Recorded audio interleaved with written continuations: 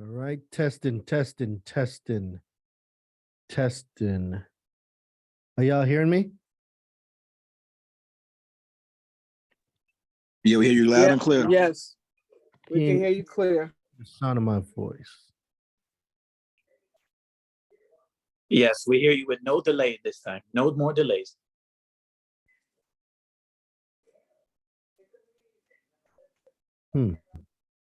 I'm not hearing none of y'all. Guys, can you hear me? Yes, we can hear you. We can hear you loud and clear with no delays. Let me see. Can you guys hear me? Yes, we can hear you. I cannot hear you. All right, let's find out why I am not able to hear any of you guys.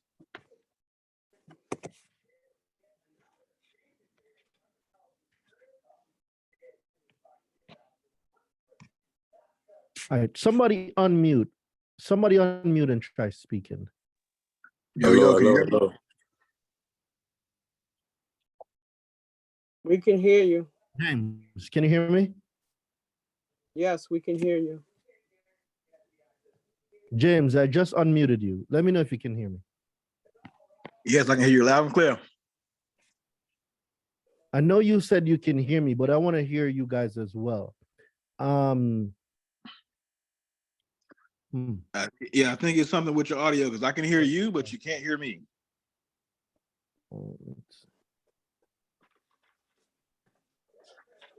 Heidi Powell Unicorn, Purple Heart, Heidi Powell, or one other.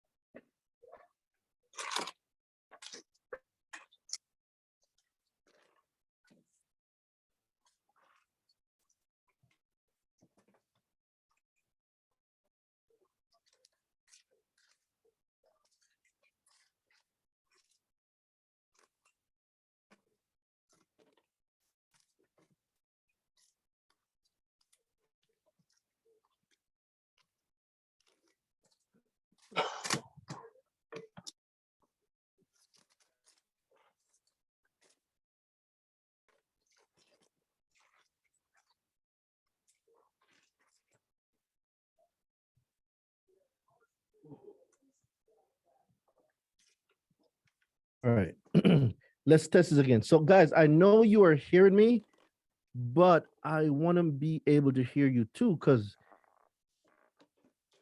at the end, I'm gonna want to take some questions. Shirley, I'm gonna unmute you. Talk to me. I wanna make sure that I can hear you guys. We can hear you.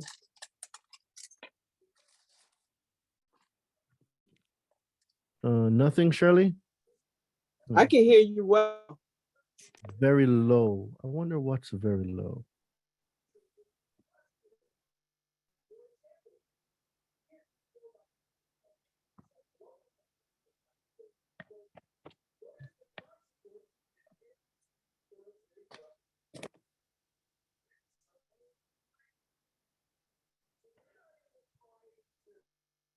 All right, let me check the audio settings.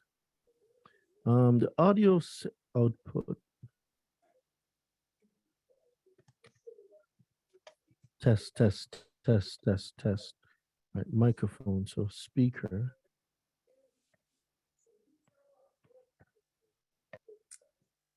Test, test, test, test, test.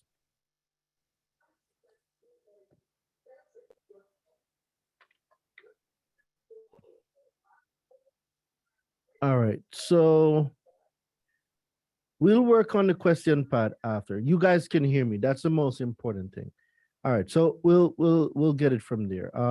You guys can hear me. So in about 1 minute, guys, we're about to start. We're gonna start in 1 minute. We'll go from there.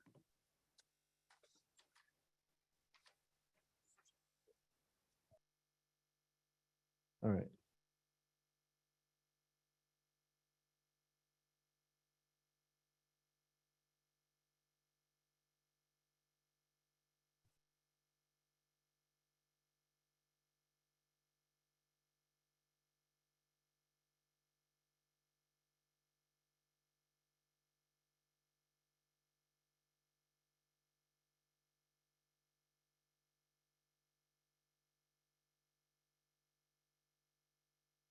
All right. So we'll give it a minute and then we're gonna kick it off.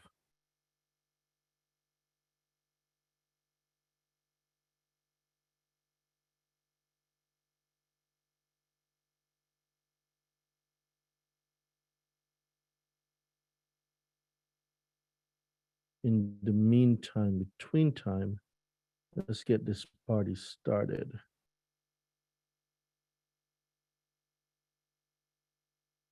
All right, guys. So welcome everyone. Welcome to the Permissible Purpose Masterclass.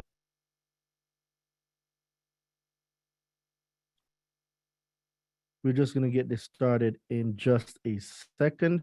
So everybody, let's get it going.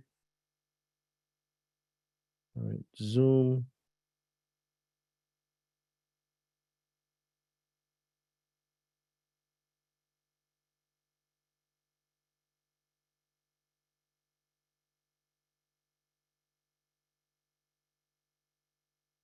All right, let me see what's going on in the chat. I can't hear you. We can hear each other in the group, but you can't hear us. That's crazy. Hmm. We keep responding to you. I think, James and What I'll Shirley, do we can hear each other. is that I'm not able to hear you guys. All right, cool. So Nish, I'm going to make you host.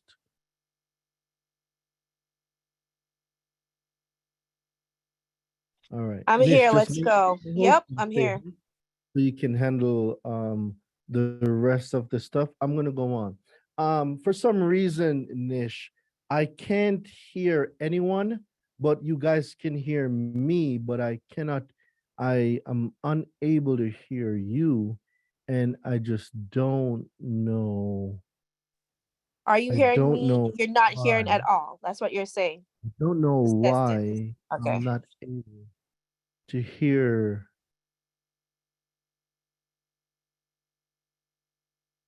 Is anyone hearing me right now? If you're hearing me, just drop yes in the Yeah, chat. Okay. yeah. All right. So Anyway, I'll call we're Daraine, gonna kick have it him off, log guys. out So and log welcome back in. everyone to the Permissible Purpose Masterclass. Now, for those of you in the university, I did went over this training before with you guys, but it's important that we comprehend what really permissible purpose is and the whole reason why there was a whole change of law, right? The laws were changed specifically for permissible purpose. So I want you guys to think of this, right? If the CFPB, along with the other lawmakers, are willing to change the whole law to facilitate permissible purpose alone, this in itself should mean that there's something here that you guys need to pay attention to. So can we all agree that if this wasn't important, they wouldn't make and change this law for us? Like, can we all agree that there must be some form of importance why this law was changed, why they deemed it fit to update this specific section of the law? So what I'm gonna do now is we're gonna go into it. We're gonna go into it now, and I am going to break this down for you so you guys can really use this to your own benefit, because the goal of this is to get more deletions. So what I'm gonna do, guys, just to check the audio one more time, I am gonna log out of the Zoom, then I'm gonna log back in because I want to be able to hear you guys, especially when I start taking questions at the end. So I'm going to log out now. I'm going to come back into the Zoom So just bear with me a second. I want to make sure that this audio stuff is synchronized and it's working. So let me leave the Zoom. I'll be right back.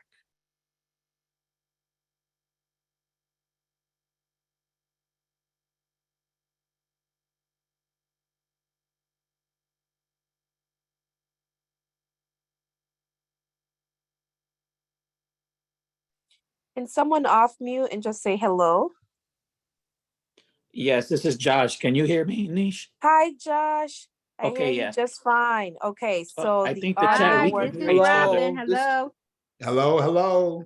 Well, welcome, family. We're Hello. happy to have you. Hi, Wendell. Hello. Hi, Miss Shirley. Hey, Joseph. Hi. Welcome, Hello, how you everyone. doing? Hello. Okay, so we Hello. know. This is Erlene.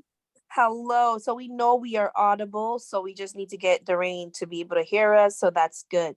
So I just wanted to make sure you guys can speak. All right. So he's back on. Let's give him a couple minutes. I want to do a mic check. Can you hear me? Yes, let's go, All Wendell. right. All right. Let's Thank you. go. How you doing? You have a beautiful Go day. away, Nish. Yes, it was so good to meet you All right, all I at the am summit. back. It was So amazing. let's see what's going on. I think we could hear you, but I wonder, can the chat speak to each other? That's another one too, because we might be all stepping on each other. Like all right, Miss so I'm Shirley or still Wendell, can you hear me? hearing you guys.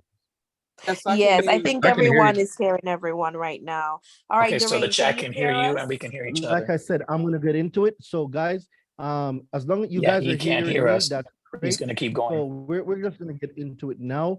All right, let's mute. I'll figure Listen. something out at the end Muting. so we can take questions. Mhm. So I'm gonna go into it now. So without further ado,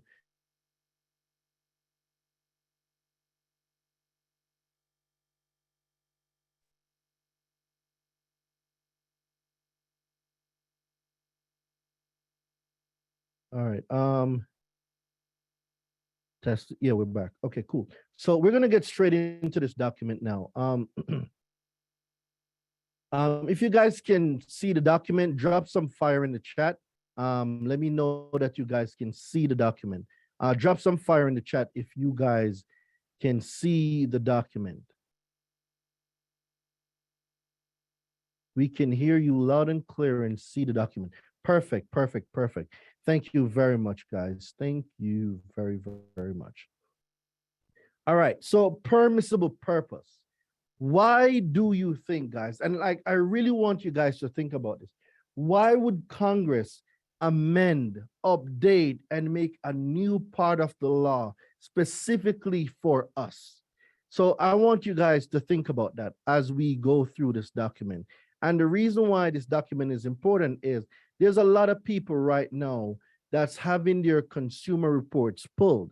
And the most important thing that we need to comprehend is, okay, when these consumer reports are being pulled, well, who is actually given permission for these documents and these items to be pulled? Does someone have a permissible purpose?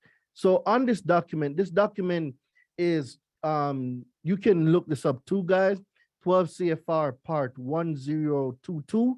This is the section that speaks on permissible purpose. This is a part of the Fair Credit Reporting Act, specifically the permissible purpose section of that law. So using and obtaining consumer reports. This is the section that this part falls under. So the agenda from the CFPB is the Bureau of Consumer Financial Protection. Notice this is an advisory opinion, and the summary states the Consumer Financial Protection Bureau is issuing this advisory opinion to outline certain obligations of consumer reporting agencies and consumer report users under Section 604 of the Fair Credit Reporting Act. All right, so this advisory opinion explains that the permissible purpose listed in the FCRA section 604A3, which is section 15 USC 1681B A3, are consumer specific, and it affirms. So guys, when you hear me say section 604, just know that I'm speaking about section 15 USC 1681B. Section 604 is 15 USC 1681B. Okay, but for the purpose of this document, I'll be using section 604. But just know, whenever I reference section 604, I am speaking about 15 USC 1681B. Are consumer specific, and it affirms that a consumer reporting agency may not provide a consumer report under any may not produce a consumer report to a user under FCRA section 604A3 unless it has reason to believe that all of the consumer report information in it pertain to the consumer who is the subject of the user request. So let me go over this and break it down for you guys. So 1 second, please.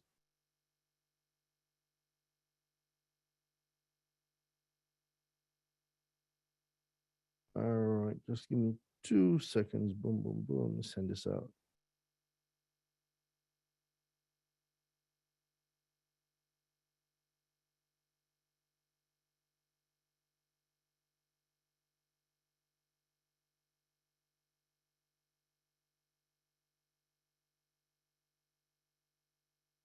All right.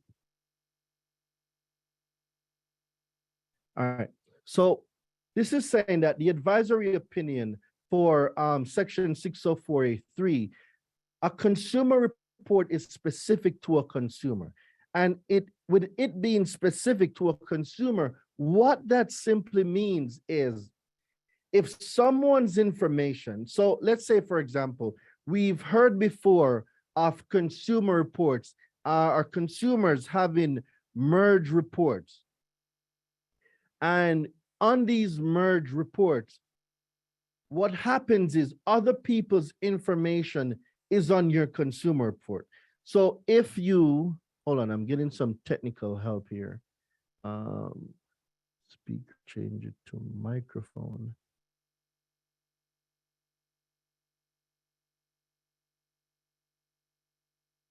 See if that works.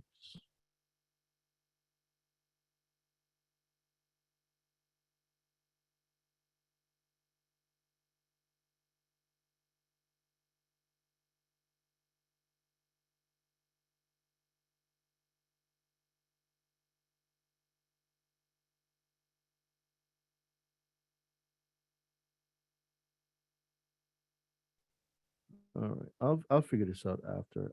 I'll figure this part out after a beer, when I'm taking questions. So right now I'll just go through the presentation and then I'll figure it out after. I don't want to just have everybody waiting while I try to make this thing work so I can hear. So I'll do that after.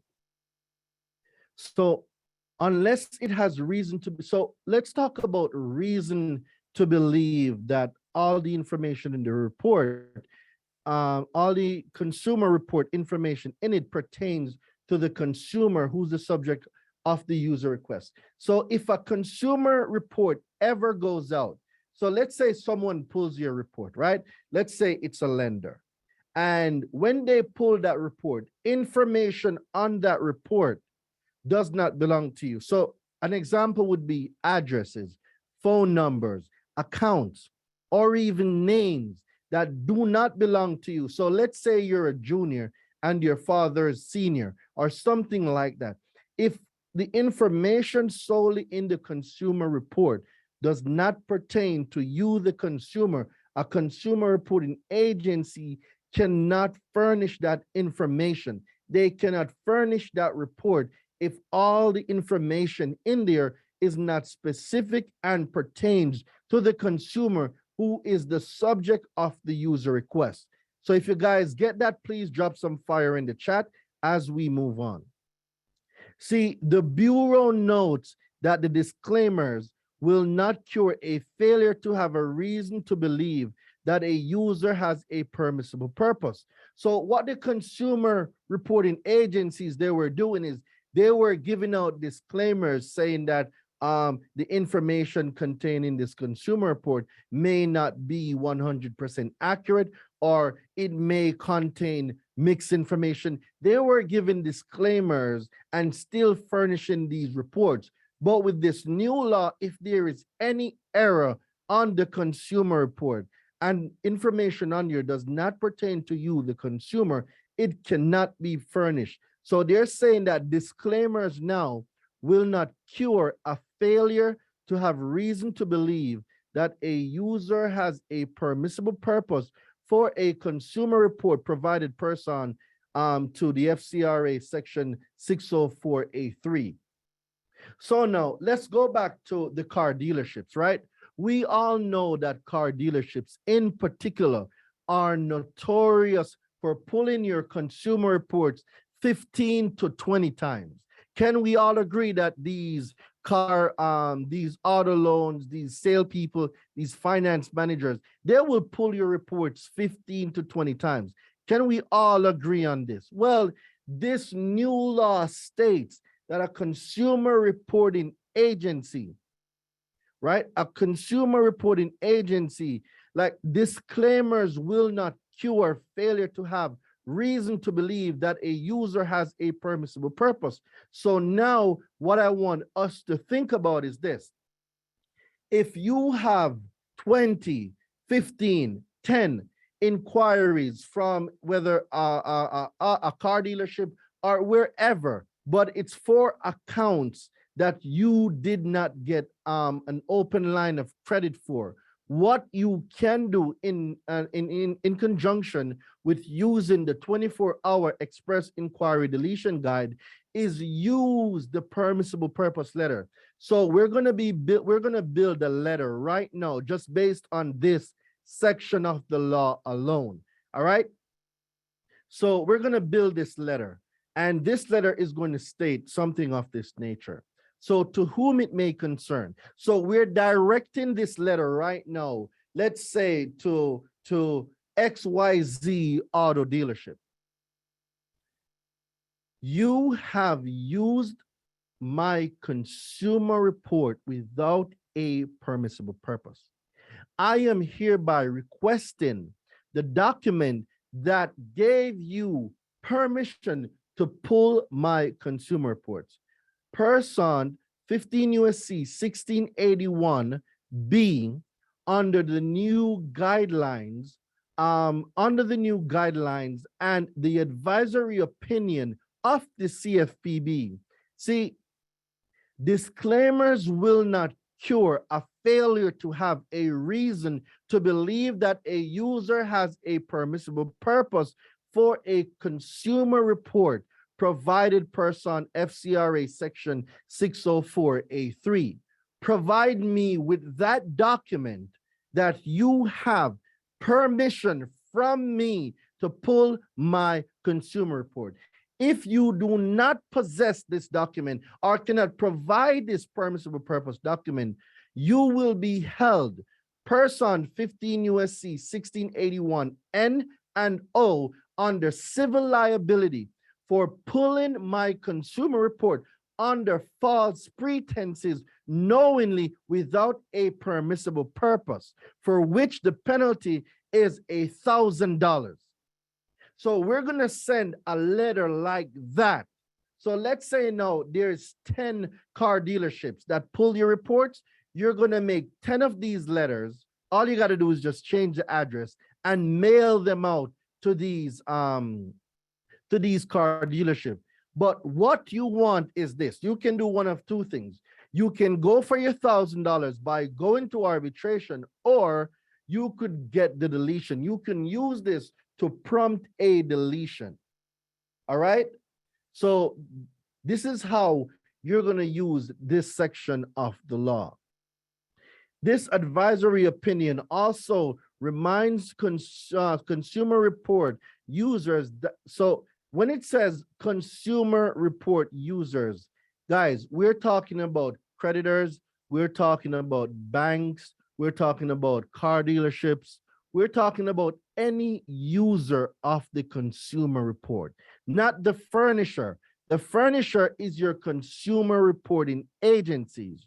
The user is the person who obtains your consumer report from the consumer reporting agencies. So does everybody comprehend what a consumer report user is versus what a consumer reporting agency is? They are different. So I want to make sure that you guys comprehend. So if you do, just drop yes in the chat and I'll keep it moving.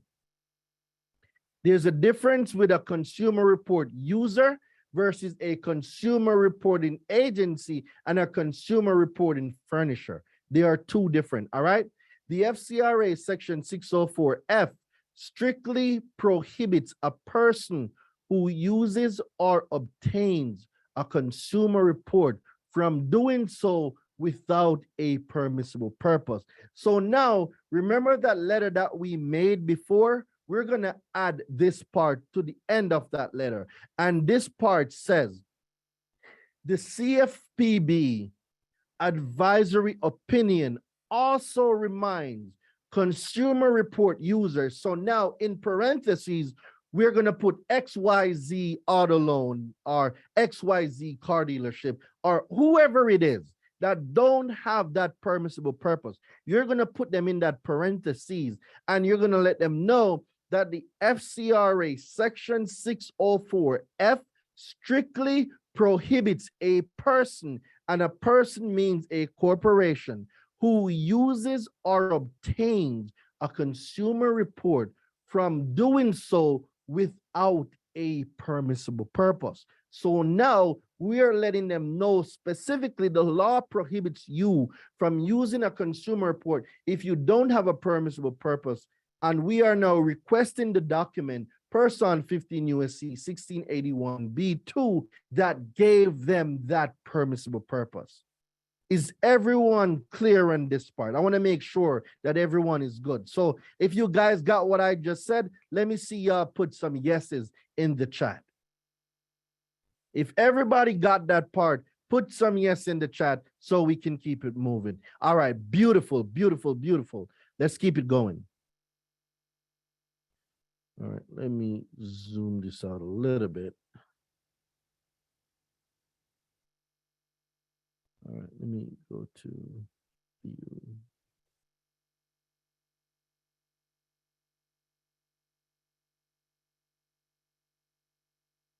Single page, perfect. All right, because this one. All right, perfect. So now let's go to number 2. So supplementary information. The Bureau is issuing this advisory opinion through the procedures for its advisory opinion policy. Refer to those procedures for more information. So one, now we're going into the advisory.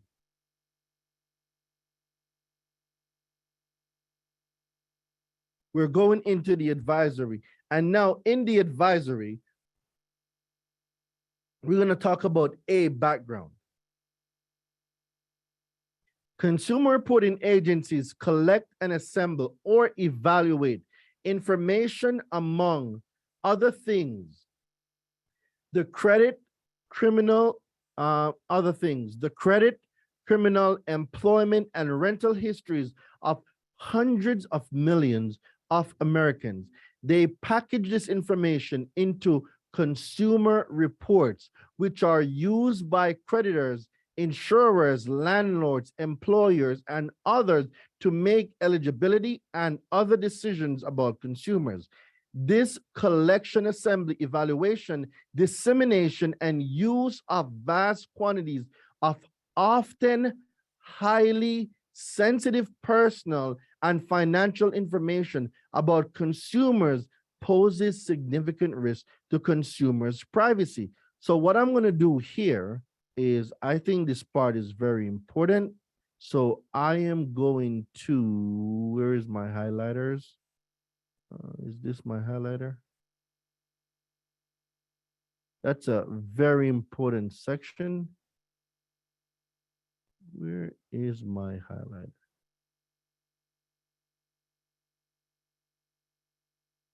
There we go. All right. The FCRA regulates consumer reporting.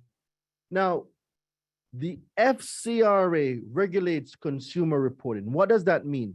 Information on your consumer report, the FCRA regulates that.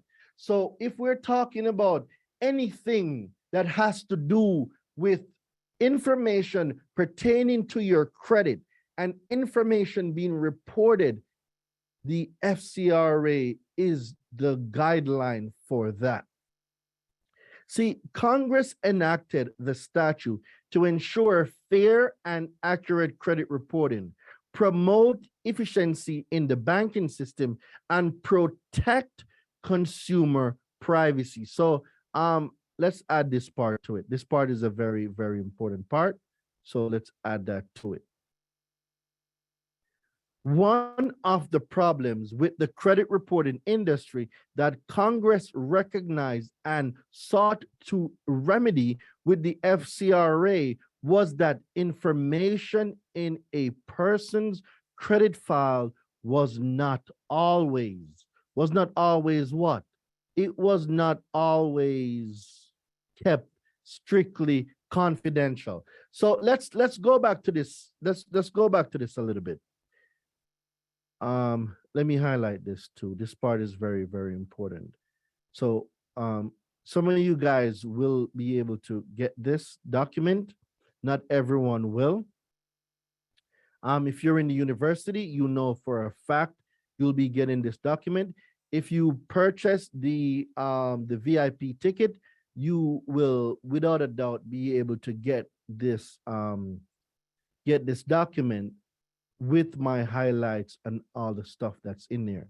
So let me highlight this because when you guys get this document, I want you guys to have it a part of your notes.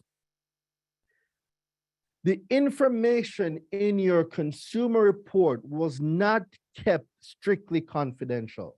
What does that mean? It simply means that people were accessing your consumer report who didn't have a reason to access it.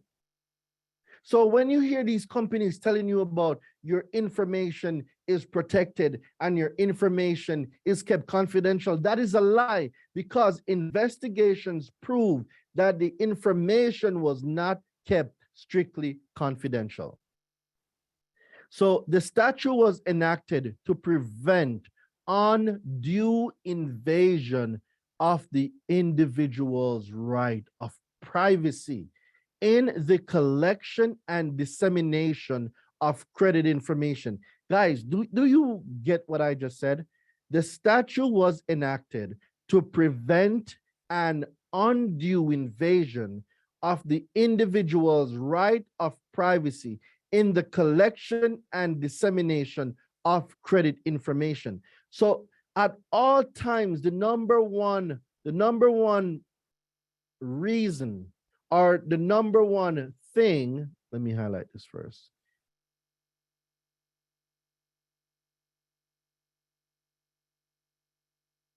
When it comes to your consumer reports, this information needed to be kept strictly confidential. This information needed to be protected. So as the courts recognize, a major purpose of the FCRA is what? Privacy of consumer data. So let's highlight this for a second.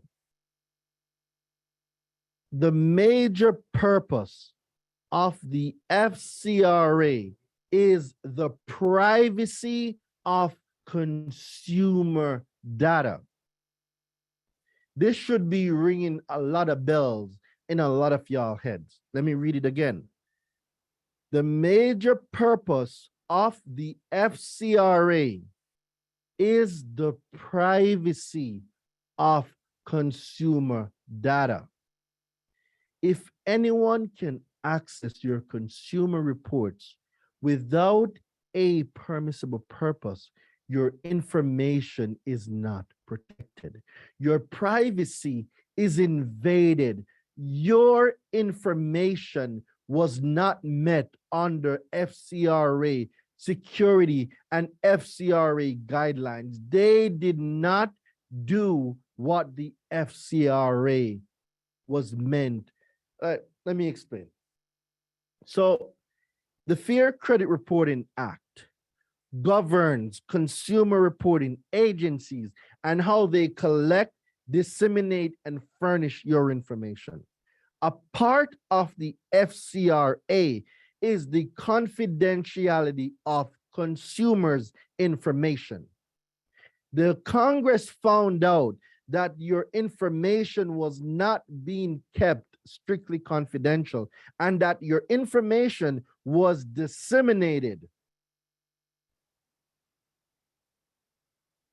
One second. Use the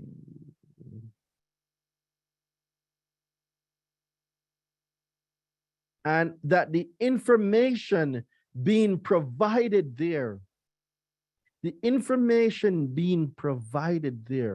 was not private. They were using your information and selling your information to anyone that requested it, basically. So that is why we have an updated section where pulling of your consumer reports are concerned, and this section is the permissible purpose section. And this is why you need now to be equipped with this information so you can protect yourself from lenders, institutions that pull your reports without a permissible purpose. So you can either get remedy. Okay, all right, give me 1 second.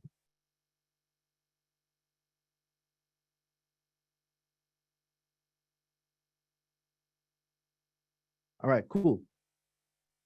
So now let's get into the next section. So the FCRA protects consumers' right in multiple ways, including by limiting the circumstances under which consumer reporting agencies may disclose consumer information.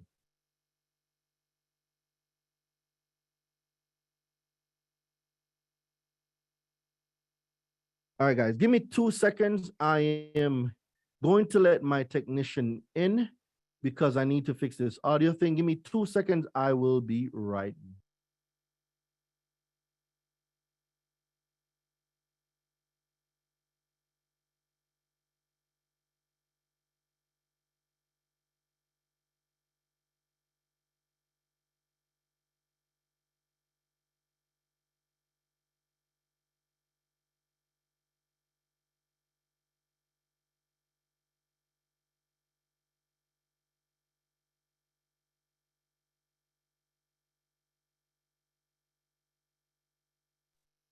All right, sorry about that. So now let's go a little bit deeper.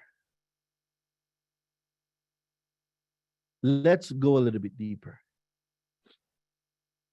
The FCRA protects consumers' privacy. That is what is written. That is what's in their laws. The FCRA protects consumers' privacy. Okay, cool.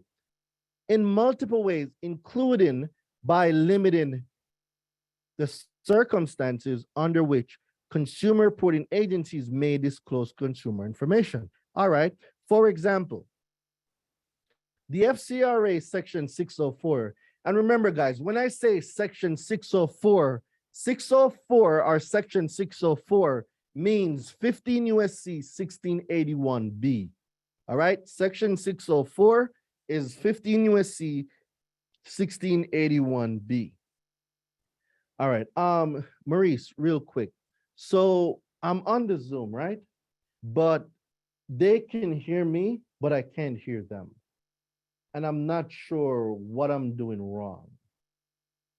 So what I'm gonna do is I'm gonna get this presentation out the way, and then the last part of it, now I'm gonna do Q&A, we'll figure out that part. But I don't know why I can't hear them.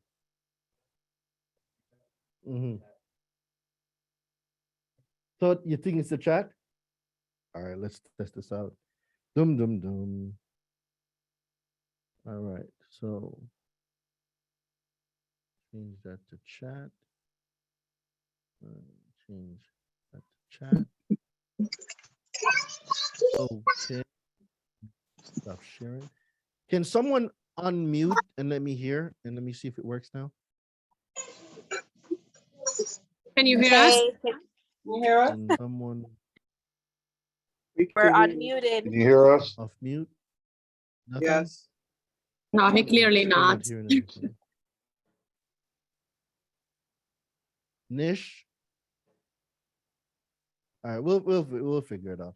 All right, so guys, go back on mute because if the recording is captured, for the capturing of the recording, I'm gonna keep it moving. We'll figure it out. We'll figure it out before the end of this lesson. So I'll just go straight through presentation mode. So for everybody that unmuted, please go back on mute as we go forward. Drop some fire in the chat if you can still hear me, and we're just gonna keep it moving. Just let me see some fire in the chat, and then I'll start as soon as I see the fire in the chat. All right, I'm seeing the fire in the chat.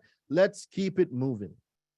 So section 604, entitled Permissible Purpose of Consumer Reports, identifies an exclusive list of permissible purposes for which consumer reporting agencies may provide consumer reports, including in accordance with the written instructions of the consumer to whom the report relates, for the purposes relating to credit, employment, and insurance.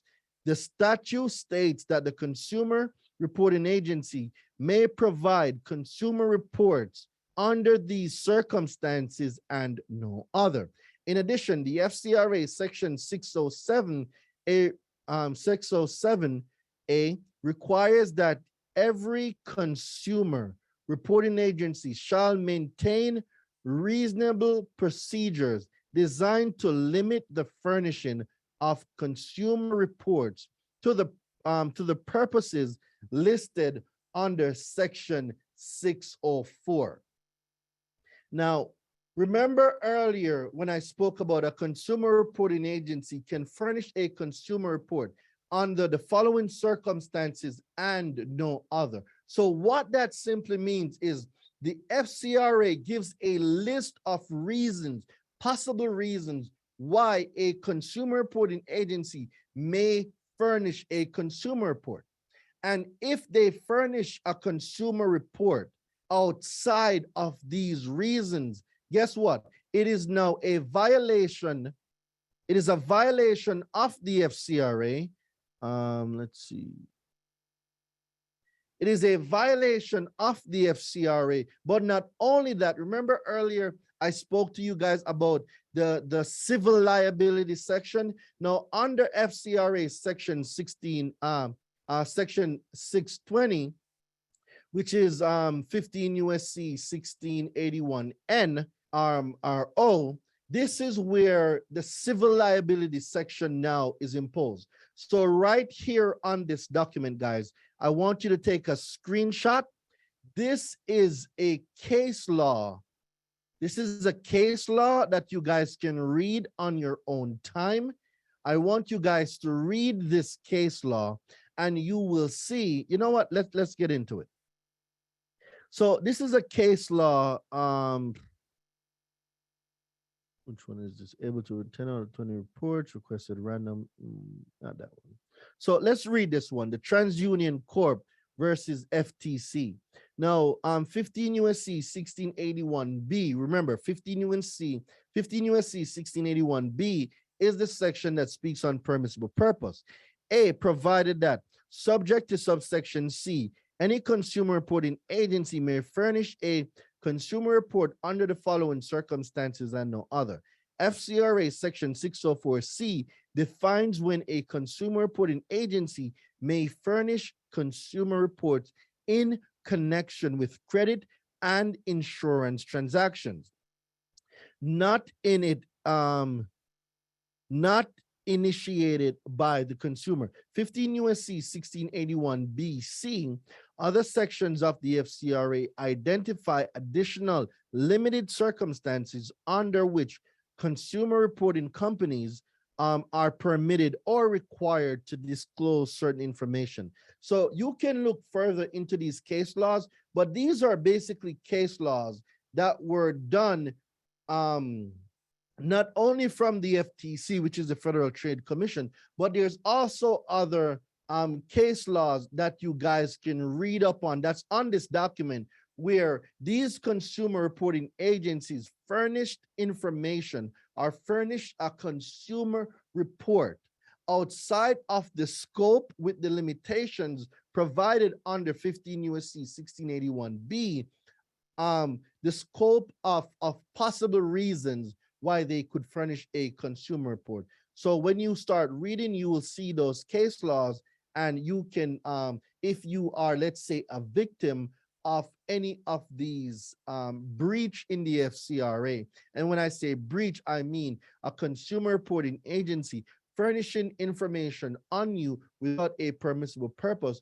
you can get remedy under 15 USC 1681 N and O, and you can also get the items deleted. So criminal liability on any officer or employee of a consumer reporting agency who knowingly and willfully provides information concerning an individual from the agency's file to an unauthorized person. So let me break this down for some of you. Like, let me see y'all put break this down in the chat, because this is some spicy stuff, guys. I don't know if you guys are getting the same thing that I'm getting from this, but let me see y'all put break this down, Daraine. All right. If an officer or an employee, this is why when you guys call, I need you guys getting their information. If you're speaking to an employee, I want you guys asking these employees their name. And if you can get their location, that would work even better, because the employee or the officer that provided the consumer reporting from the consumer reporting agency, who knowingly provided and willfully provides information concerning you from your file to a person without a permissible purpose, is to be held accountable. This is why when you call, you need to get their names. Ask them their names. Ask them their badge number. What office are you located at? Guys, the law is giving you information that you can use. So if you go to court, you know, and you have the exhibits and you have the proof to provide. So in addition to imposing permissible purpose limitations on consumer reporting agencies, the FCRA limits the circumstances under which third parties may obtain and use consumer report information from consumer reporting agencies. FCRA section 604F, this is 15 USC 1681 BF, provides that a person shall not use or obtain a consumer report for any purpose unless the consumer report is obtained for a purpose for which the consumer report is authorized to be furnished under FCRA section 604, and the purpose is certified in accordance with the FCRA section 607 by a prospective user of the report through a general or specific certification. Who remembers when I told you guys that any corporation, any person, any company that pulls your consumer report, a certification of accuracy or a certification of the permissible purpose document must be done? So let me show let me show you guys something. So the section that speaks about it is 15 USC. All right, let's find what's equivalent to section 607. So FCRA section 607. Right? So let's see what 607 is. Once we know what 607 is, then we'll find it using the other section of the law. So section 607, notice to users and furnishers. So the equivalent for 607 now would be, let's see.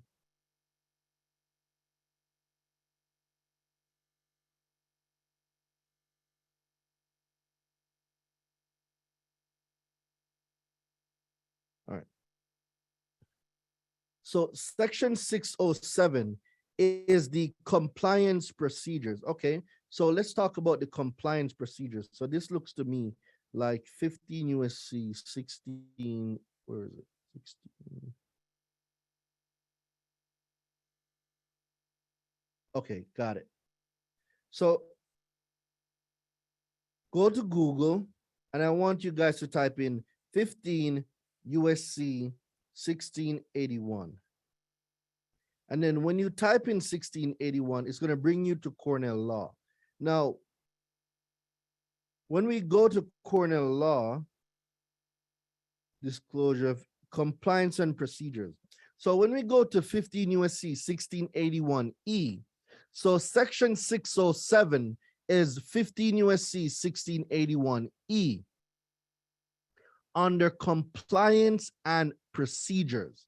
So write it down, guys. Section 607, so make it a part of your notes. Section 607 is also 15 USC 1681E. So when you get the difference in the codes, all you got to do is look them up and see which code are they referring, because I don't study the FCRA by the 604, 601, 602 section. That is not how I studied. I studied with the 15 USC 1681s. That's how I study it. So if you see like section 607, all you got to do is just look up which section is 607. And in this case, 607 is the compliance section. So when we talk about the certificate or the certification that must be done to the permissible purpose document, you find that under 15 USC 1681E under compliance and procedures.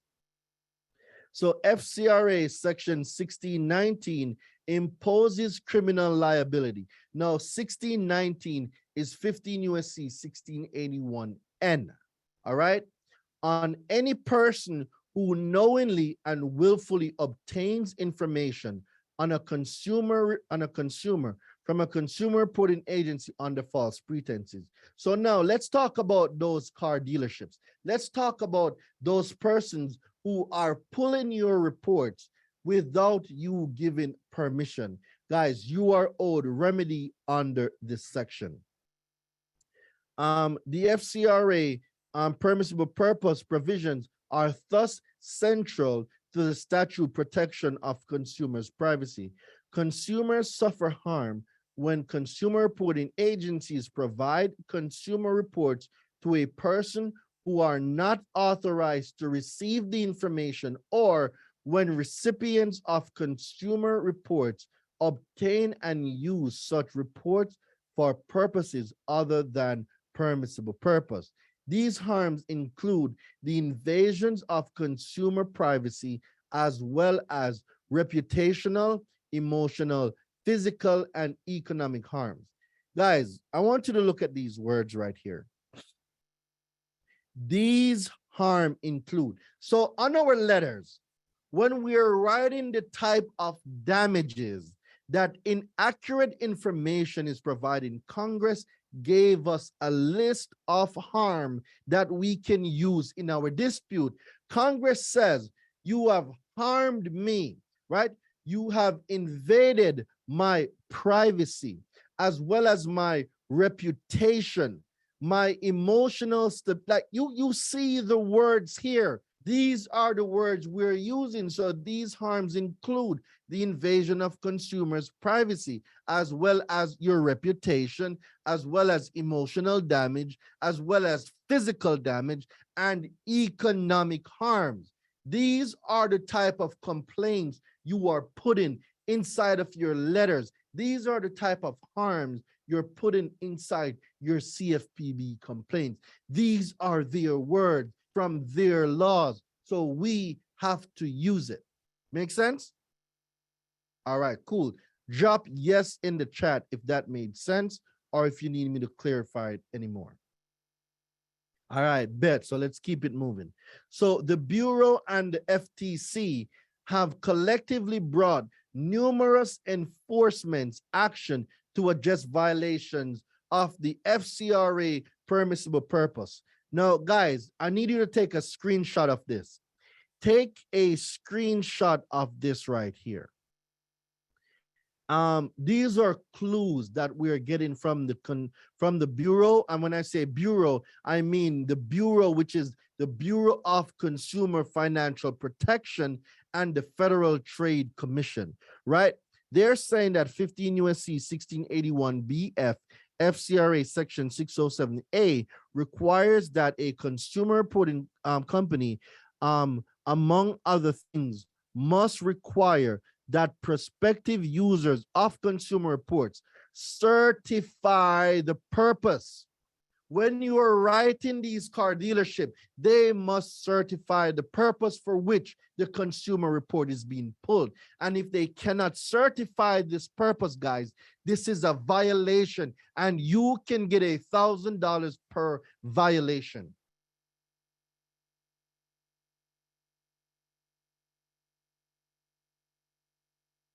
All right. So, for example, in the case that resulted in a 2006 settlement, so this is an example now, guys, of a case law, right? That resulted in a 2006 settlement with a consumer reporting agency. The FTC alleged that the agency violated the FCRA's permissible purpose provisions by providing consumer reports to persons without a permissible purpose, resulting in at least 800 cases of identity theft. Wow. And in 2020, a group of companies and individuals settled Bureau allegations that they obtained consumer reports without a permissible purpose when they obtain consumer reports for use in marketing debt relief services. Also, in 2020, a mortgage broker settled FTC allegations that it used consumer reports for other than a permissible purpose when, in response to negative reviews on the website, it publicly posted information it had obtained from a consumer report about the reviewer. Oh my God. So hold on, guys. Let me drink some water. Let me explain what happened. I don't think y'all got what happened here. Let me explain it to y'all. So there was a mortgage broker. The mortgage broker got negative reviews on their website by people that use their services. What the mortgage company did, the mortgage company looked who put the review on their website, and then they exposed that consumer report. Talk about being petty. They just took being petty to a whole nother level. So be careful how you guys are leaving negative review of mortgage companies. They might they might expose your consumer reports. All right. So all right, I'm gonna keep it moving. Oh my God, that is petty. That is beyond petty. Dude, the mortgage company had negative reviews from consumers. The mortgage company took those consumers who gave the negative reports and furnished their consumer report online.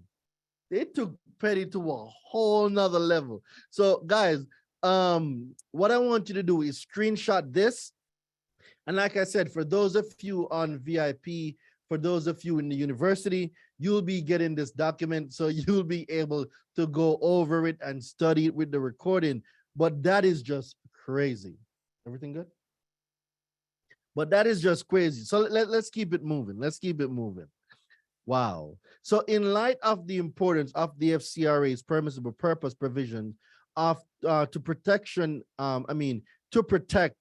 of consumer privacy, the Bureau is issuing this advisory opinion to affirm that consumer reporting agencies may not provide a consumer report pursuant to FCRA section 604, which is 15 USC 1681B, under any circumstances not expressly permitted by this section. In particular, the permissible purpose identified in FCRA section 604A3 are consumer specific. That is, they apply only with respect to the consumer who is the subject of the user request. And a consumer reporting company may not provide a consumer report to a user under FCRA section 604A3 unless it has reason to believe that all of the information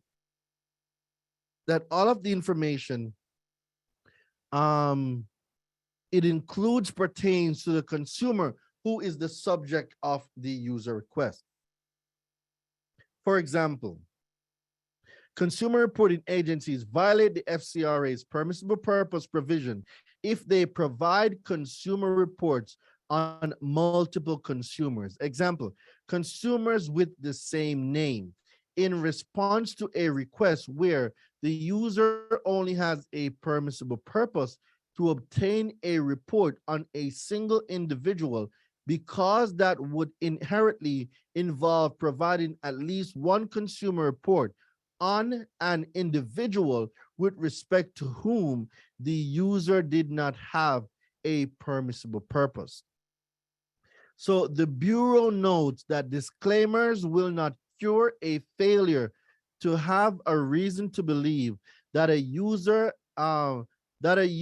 has a permissible purpose for a consumer report provided pursuant to FCRA section 604A3.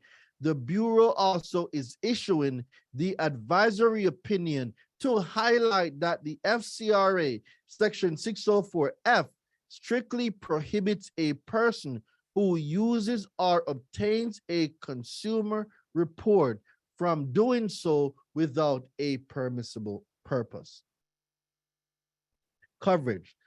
Section C1 of this advisory opinion applies to all, not some. It applies to all consumer reporting agencies as that term is defined in FCRA 603F. Section C2 of this advisory opinion applies to all.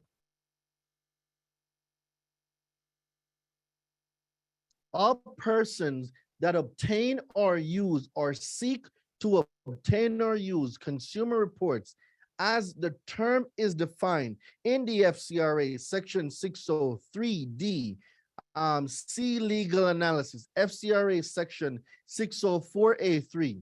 Section 604A of the FCRA identifies a limited set of permissible purposes. So guys, if you go to section 604A or 15 USC 1681BA, it's going to give you a list of limited set of permissible purposes for which a consumer reporting company may provide a consumer report to a user. Guys, if this is good, I want you guys to take y'all cell phones out. I need y'all to go on Instagram, make a video of this, tag me in that video, let people know that they're missing the stuff. Guys, this is information that, guys, there's less than 1,000 people that know what I'm teaching you right now. There's not a lot of people that know this. So share this information, take y'all cell phones out, video the screen, put it on your stories, tag me in it. Let's go. Let's get this stuff out there. All right. So the Bureau, so listen to this.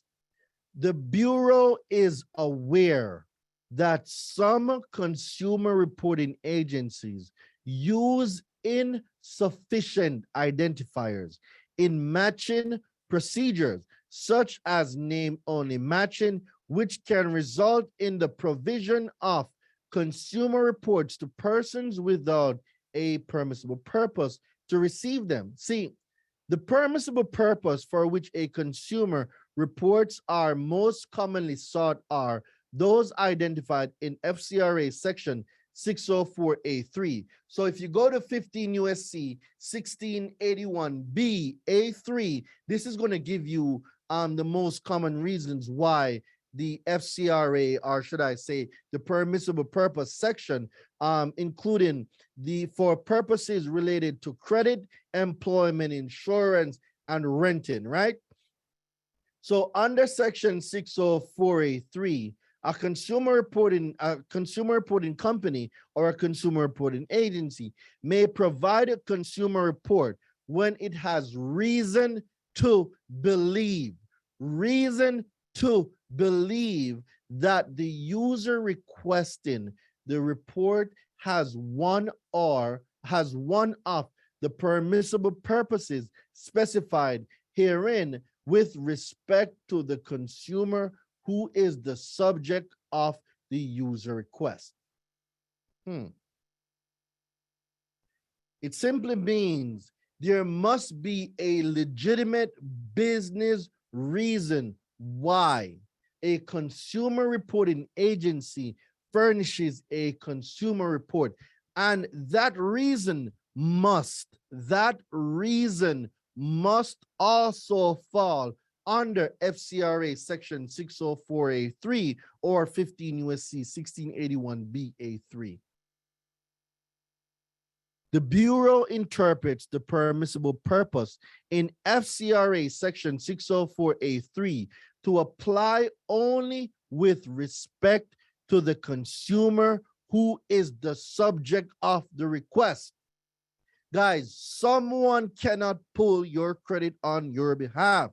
The information that is sought must be, so like my friend Maurice can't go to a bank and say, bank, I want to obtain credit for Daraine. Daraine isn't here right now, but I am pulling his report to get credit for him because he's unable to get it. You can't do that. Daraine has to give that permissible purpose. I have to initiate the credit or insurance transaction. If someone else initiates a consumer credit transaction for credit or insurance and you did not give them any permission to do it, that is identity theft. So the Bureau interprets the permissible purpose in the FCRA section 604A3 to apply only with respect to the consumer who is the subject of the user request. If I am applying for credit, I must give permission for that to run. I must give permission for my credit to be ran. Someone cannot just go and pull my credit because they feel like it. No, you cannot. All right. So the Bureau's interpretation is based on plain language of the FCRA section 604A3 itself, which makes clear that whether a user has a permissible purpose under that section is analyzed on a consumer by consumer basis. For example, FCRA section 604A3A permits a consumer reporting company to provide a consumer report to a person which it has reason to believe intends to use the information in connection with a credit transaction involving the consumer on whom the information is to be furnished and involving the extension of credit to, or review, or collection of an account. Now, remember a while back, there were some people online stating that a collection company can pull your credit report. That is not true. A collection company can pull your reports. So let me break down two things to y'all.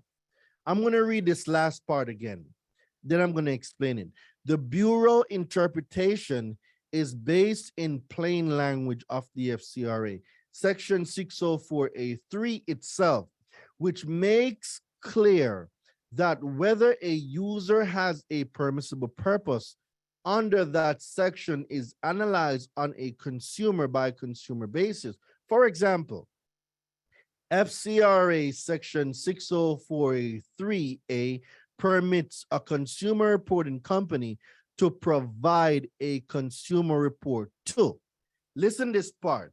This section of the law, 604A3A, permits a consumer reporting agency to provide a consumer report to a person. We know, what is the definition of a person? Can someone tell me what the word person means? What does the word person mean? Somebody tell me what the word person means. Business, not necessarily, James. I want you to use correct words. Corporation, trust, government agencies, cooperation. Yes, these are the words. Corporation. We're talking about entities, corporations, banks, government agencies. So if you look up the word person have these meanings. So in this case, a corporation, right? So it gives to a person, which is a corporation, which could be a trust, which could be a government entity, which could be a cooperative, which could be anybody or any individual. It gives them the right, which it has reason to believe intends to use the information in connection with a credit transaction involving the consumer on whom the information is to be furnished and involving the extension of credit to or review. Remember now, so when these companies like Amex will periodically review your consumer report to see if your payments are on time. It's part of your terms and agreements that you signed when you got the credit card. So because you did that, they can do what is called periodic review. The law gives them that permission to do it. Or collection of an account. So when you guys, when you hear people tell you that collection companies don't have permissible purpose, they do have permissible purpose because the law right here gives a collection of an account. It gives them the authority under section 604A, no, under section, where is it? 604A3A. It gives them that right. So 604A3A, 15 USC 1681B A3A gives consumer reporting agencies the right to furnish your information to companies that's in the collection of an account. So can a collection company pull your reports? Yes, they can. So if you hear anybody in these streets talking about a collection company don't have permissible purpose or you didn't give them permission, you don't have to give a collections, any collection company any permission to pull your reports. They can pull it because they have a legitimate business reason and the law gives them that right. 15 USC 1681 B A3A gives them that right. So I'm gonna make this very clear again. Collection company do not need a permissible purpose document from the consumer to pull their report, because they're pulling it for a legitimate business reason, which is what? The collection of an account. With that being said, the law gives them that right to do it. So I know you've heard things online before, but now this is what the law is saying. The law is saying that they can. They can pull it. It didn't say they can furnish on it. Those are two different things. Does everyone comprehend what I'm saying? Please, I need to know that we're all on the same page here.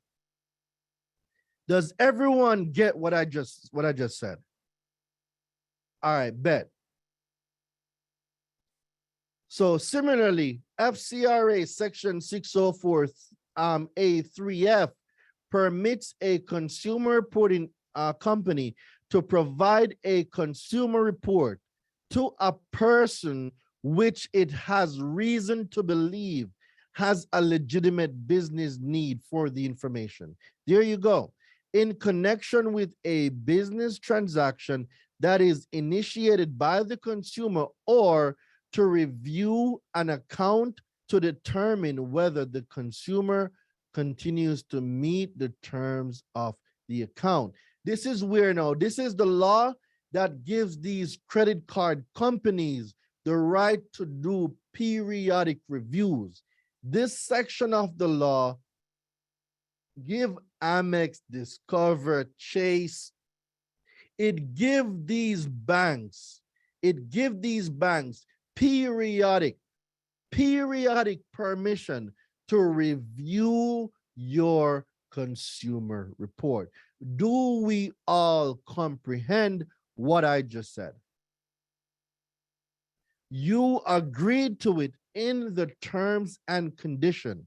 And because you agreed to it in the terms and condition, they can now use this section of the law to periodically review your consumer reports.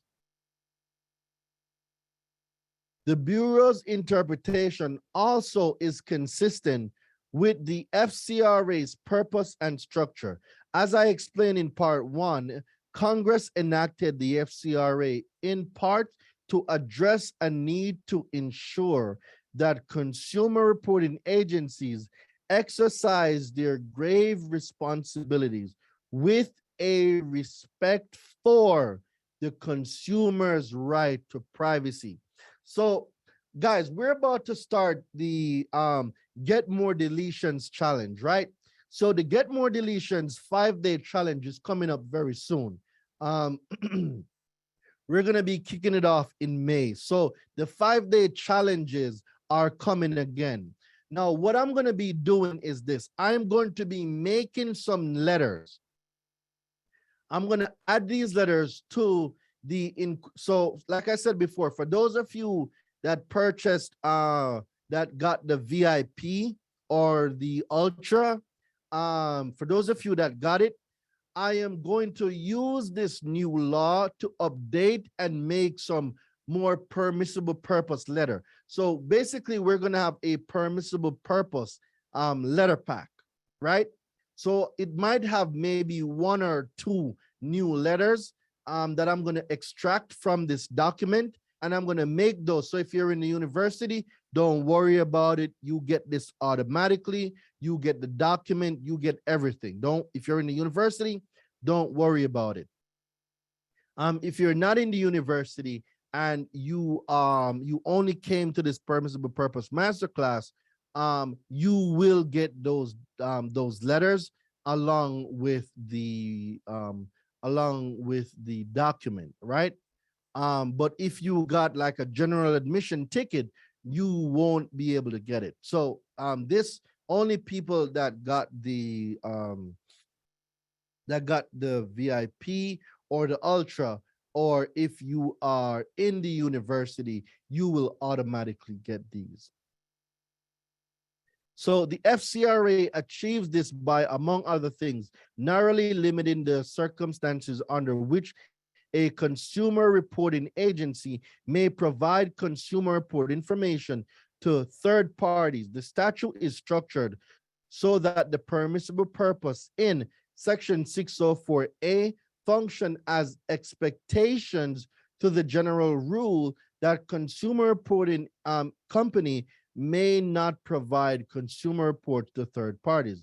Interpreting FCRA Section 604A3 to allow a consumer reporting company to provide consumer report information to a third party about a consumer with respect to whom the third party does not have a permissible purpose would undermine the statutory scheme and threaten consumer privacy with respect to the often highly sensitive information collected by the consumer reporting agency.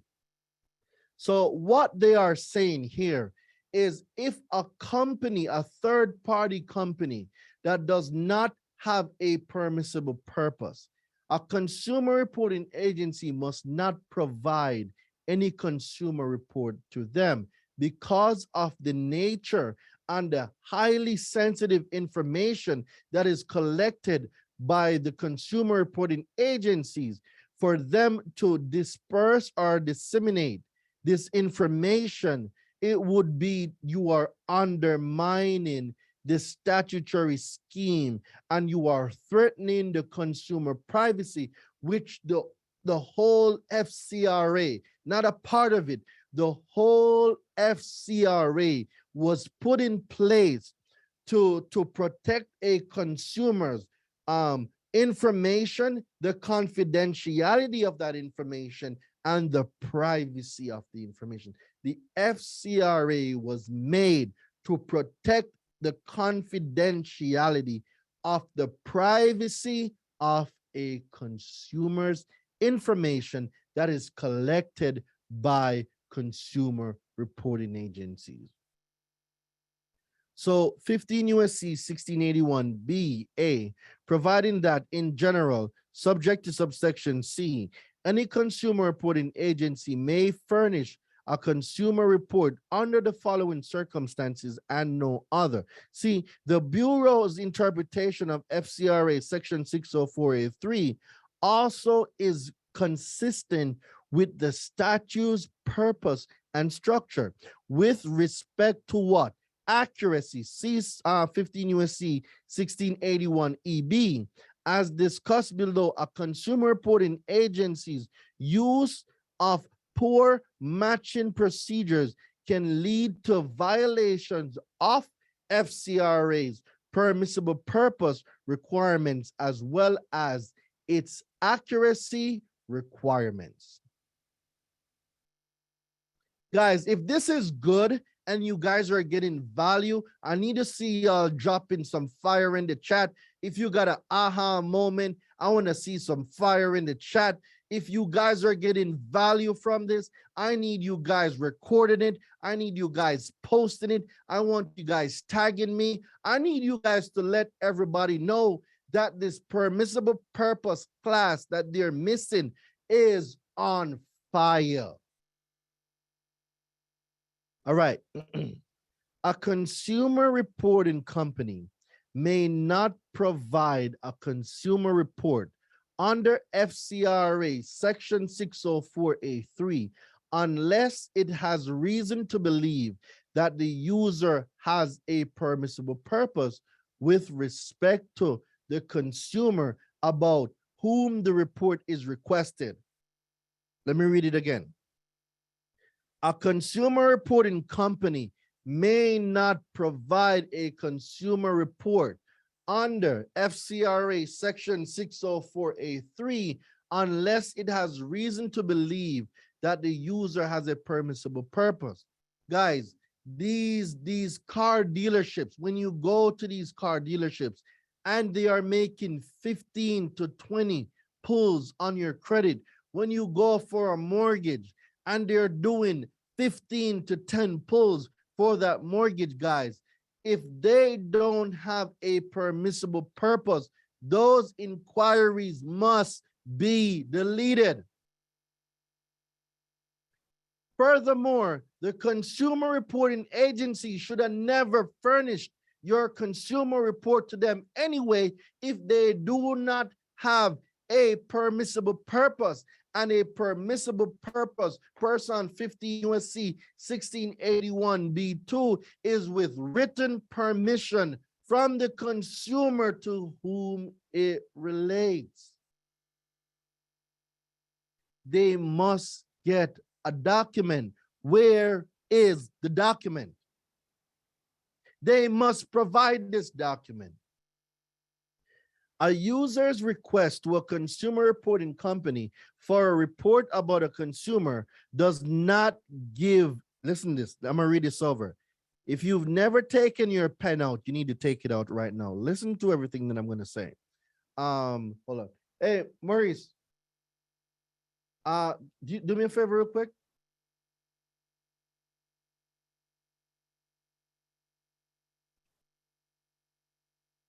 Can you get any one of those bottles, preferably a red wine? No, it's in beside there. Pop me a bottle, brother, man, because we need to celebrate. All right, I'm gonna pop a bottle right now because I'm about to give y'all a whole bunch of gems. I'm gonna give y'all the whole secret sauce for permissible purpose. All right. A user request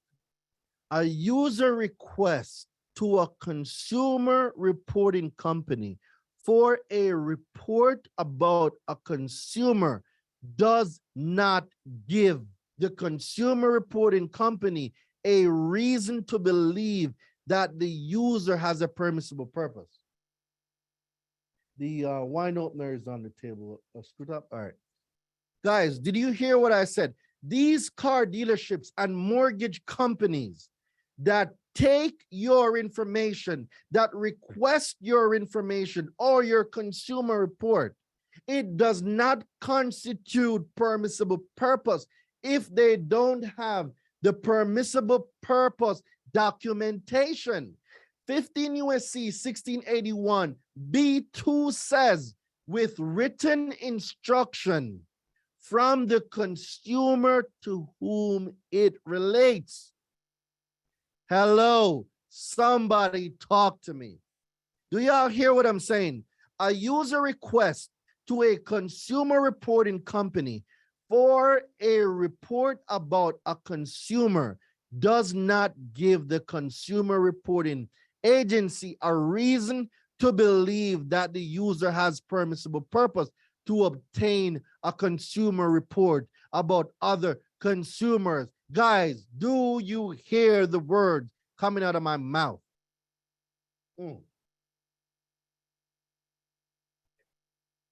If you got what I just say, put in the chat, I got it.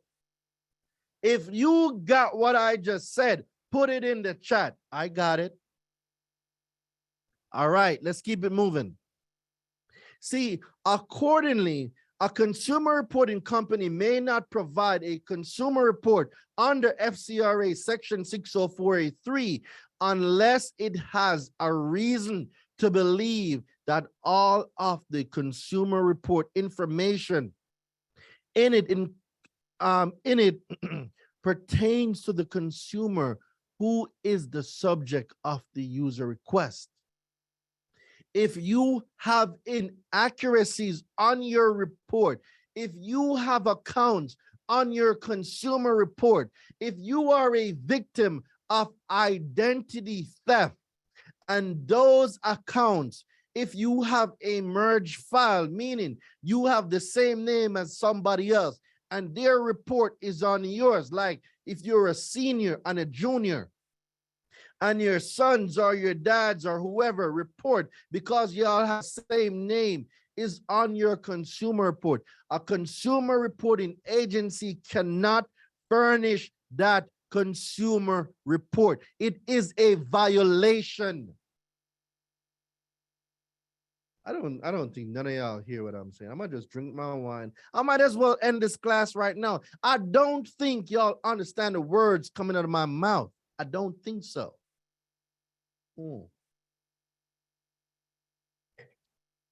right.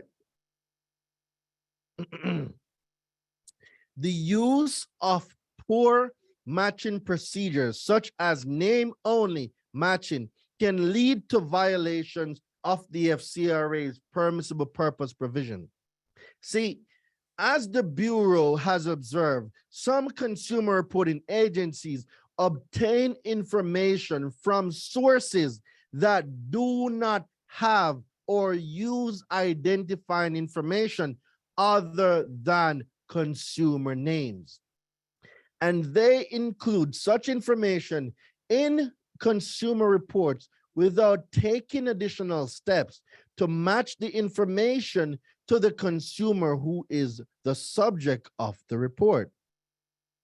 The Bureau has recently affirmed in preparing consumer reports, it is not a reasonable procedure to assure maximum possible accuracy, to use insufficient identifiers to match information to the consumer who is the subject of the report.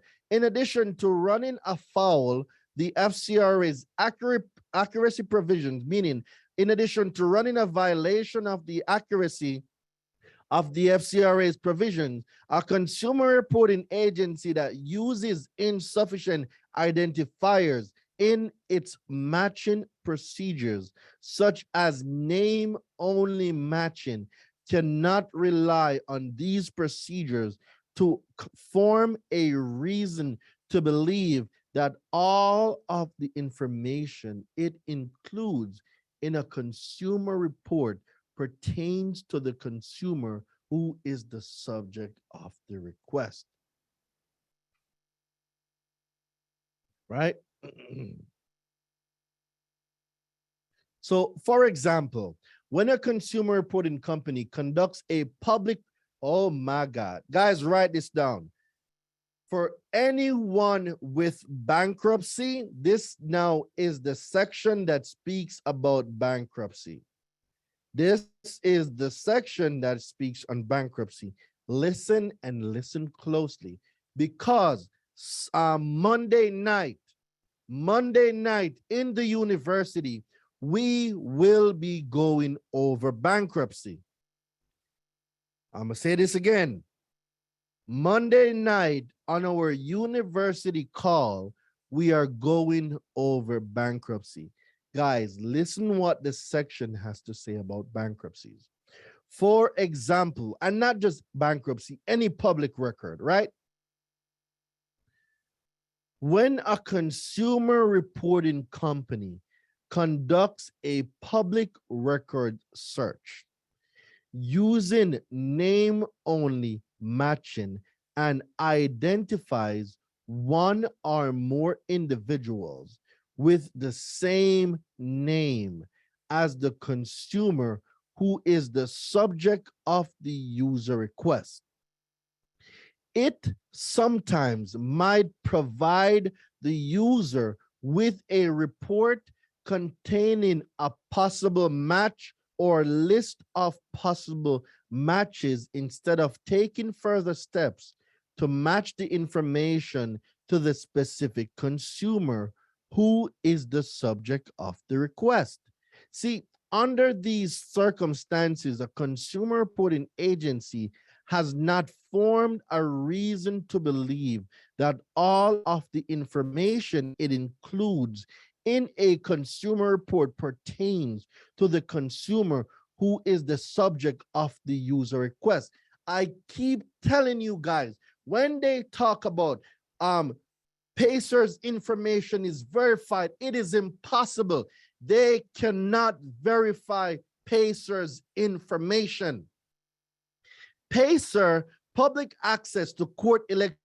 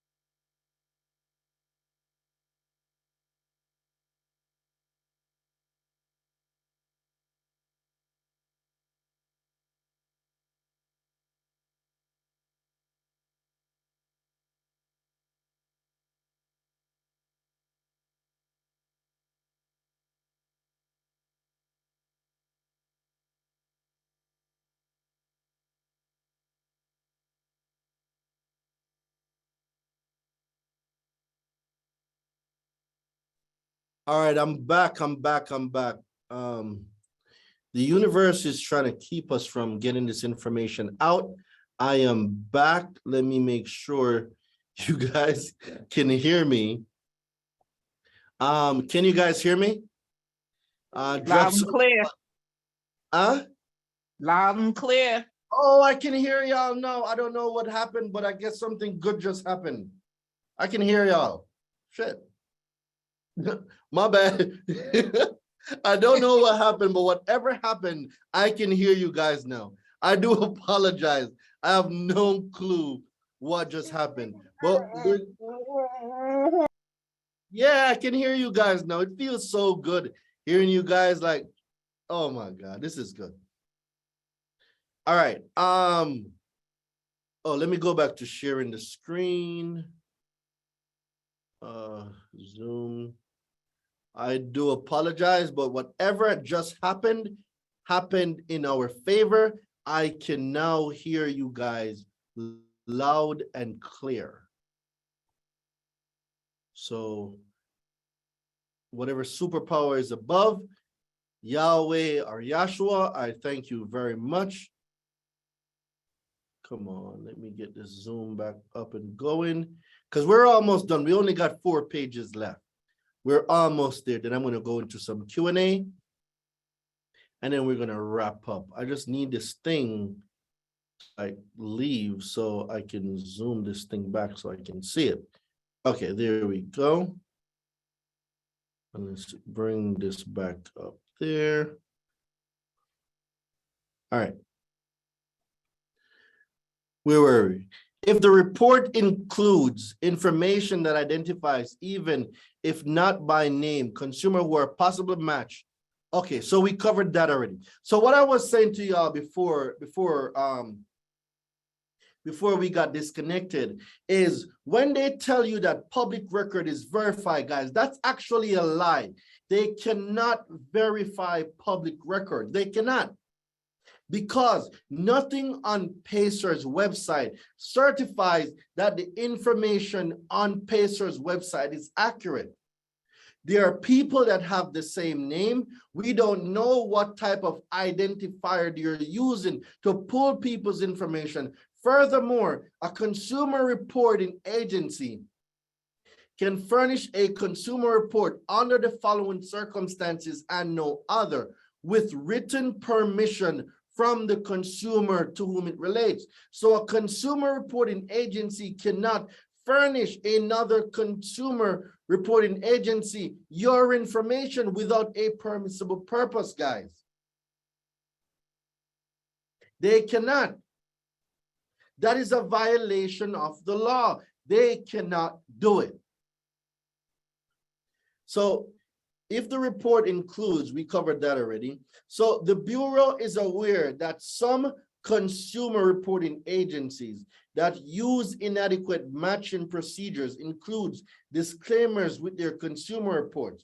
For example, one consumer, this right here, guys, is a case law that you guys can go over. This is a case law. So one consumer reporting company stated that when providing consumer report, this record is matched by first name, last name only, and may not belong to your subject. Then if they know that, guys, how can the information be validated? This is what I've been talking. The information cannot be, you cannot verify or validate inaccurate information. So the CFPB knows this. So guys, on Monday, when we go over bankruptcy, we might build another letter, which I think we more than likely will. I'll build another letter addressing this issue. But this is what I'm talking about. Public records cannot be verified. So you further review, let me get this chat back up so I can see what you guys are saying. All right, let's put that in the corner over there. All right, disclaimers. where were we? Reporting company stated that providing a consumer report, this record is matched by first name, last name only, and may not belong to your subject. Your further review of the state sex offender registry is required in order to determine if this is your subject. So disclaimers will not cure a failure to have a reason to believe that a user has a permissible purpose for a consumer report provided pursuant to FCRA section 604A3. A disclaimer does not change the fact that the consumer reporting agency has failed to satisfy the requirements of 604A3 and has provided a consumer report about a consumer to a person lacking a permissible purpose with respect to the consumer or to that consumer. We're going to build a fire bankruptcy letter on Monday. We're going to build another letter directed to like LexisNexis or LCI. Like we're going to build a fire letter, and then we're going to take that same letter and build a part 2 addressing it to TransUnion, Equifax, and Experian. So for everybody that has public record and bankruptcy, we're about to build 2 letters on Monday's class. It's going to be bananas.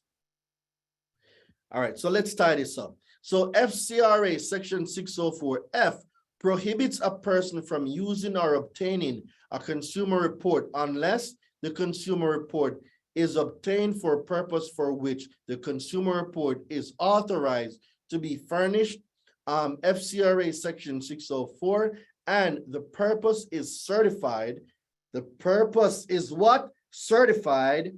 The purpose is certified in accordance with FCRA section 607. And remember, section 607 is 15 USC 1681E, compliance and procedures, by a prospective user of the report through a general or specific certification. So anyone requesting a consumer report, there must be a certification done through person 15 USC 607, section 607, or person 15 USC 1681E.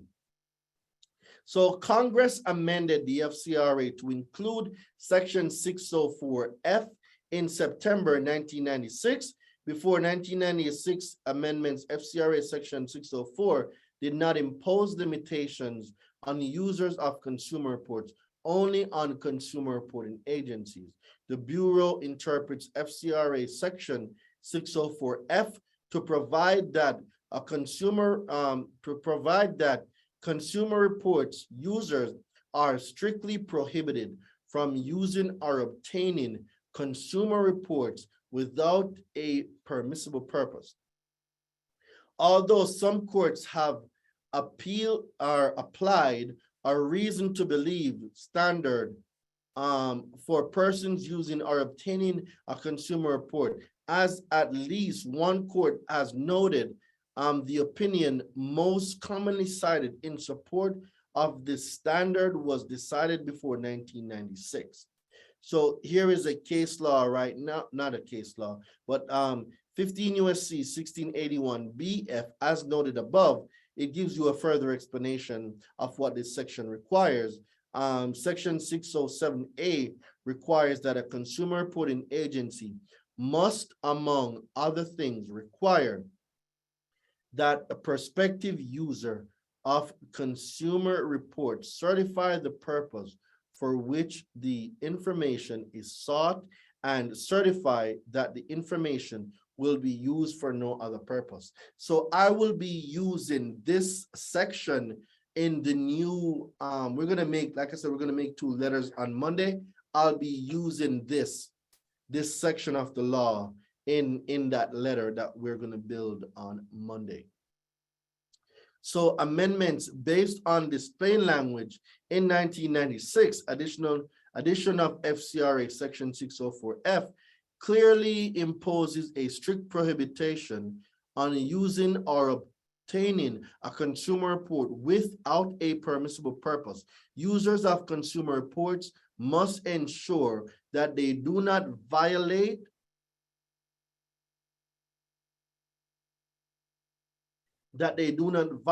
consumer privacy by obtaining consumer reports when they lack a permissible purpose for doing so.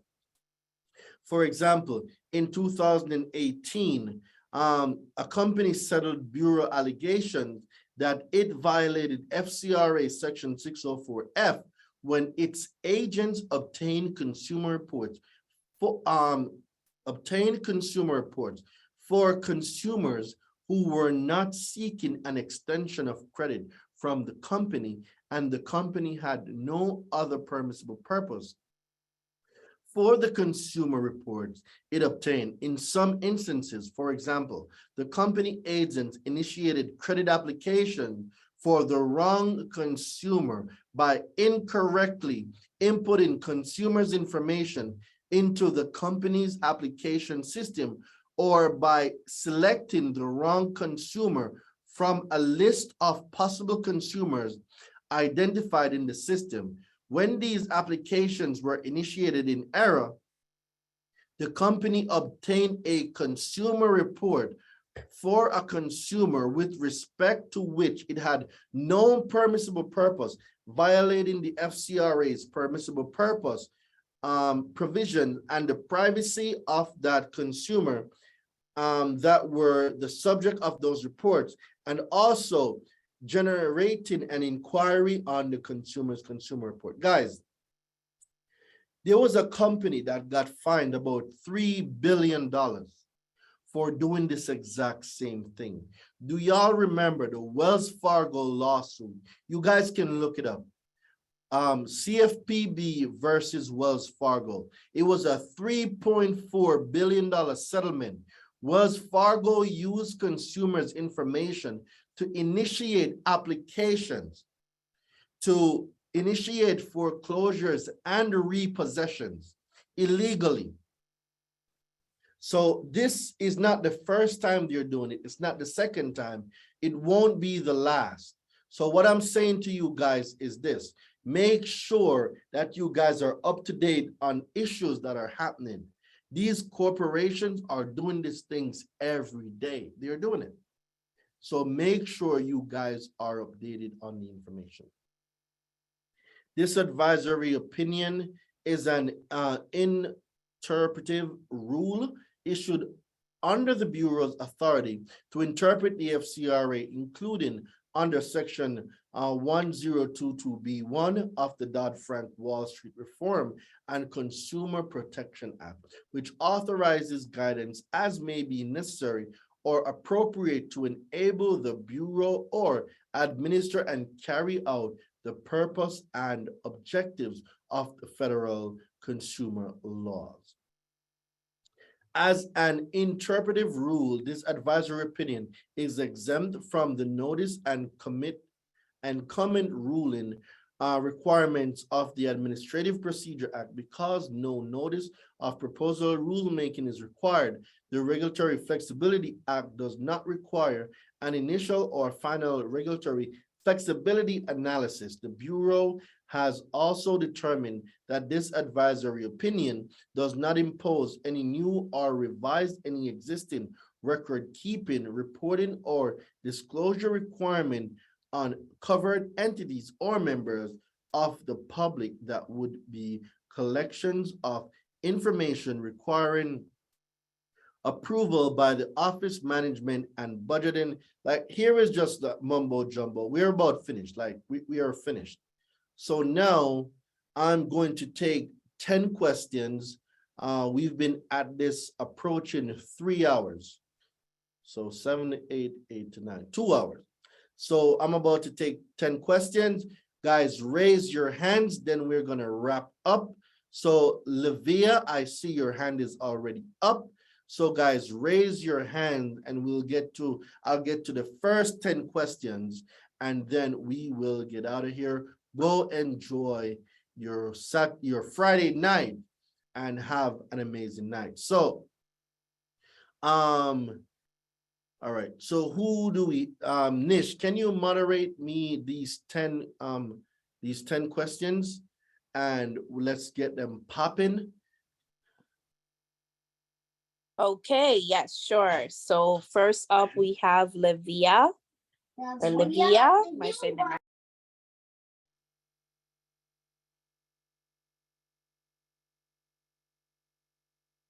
Livia going once. Livia going twice. Nish, can you hear me? Livia, you're on mute. Yes, we're hearing you fine. Livia, you're on mute, but if you're speaking, we cannot hear you. So let's go to Wendell and then we'll come back to Livia. All right, let's get it. Wendell, my guy, what's up? Hey, what's up there? All right. Brother man. I got a quick question. I want to use for an example, let's say for instance, you got 20 inquiries. And when you go to arbitrate, you're gonna do each one individually, right? Well, if you're talking, are they from the same company or from different companies? From different companies. Okay, if they're from different companies, you would have to take that up with each individual company, unless you're trading with the. Hold on, I'm hearing a feedback somewhere. Unless you're arbitrating with the consumer reporting agency, where now you can direct all 5 inquiry that did not have a permissible purpose to that consumer reporting agency. Does that make sense? Yeah, I think I'm understanding you. And that's what I was going to ask. The next question was, if you were to go, if you had to do the 20 individually and then turn around and go after the CRA for all 20 of them again. Yeah, so if you're going after the CRAs now, you can direct all 20 to the CRAs now. You can direct all 20 to the CRAs. You're going to have to mute them. There's a lot of feedback. If you're going now after the companies, you'll have to do them individually. Okay, but if I do go the CRA route, if you go for all the inquiries at once, yes. Okay, but then I get the 20 for each one through the CRA?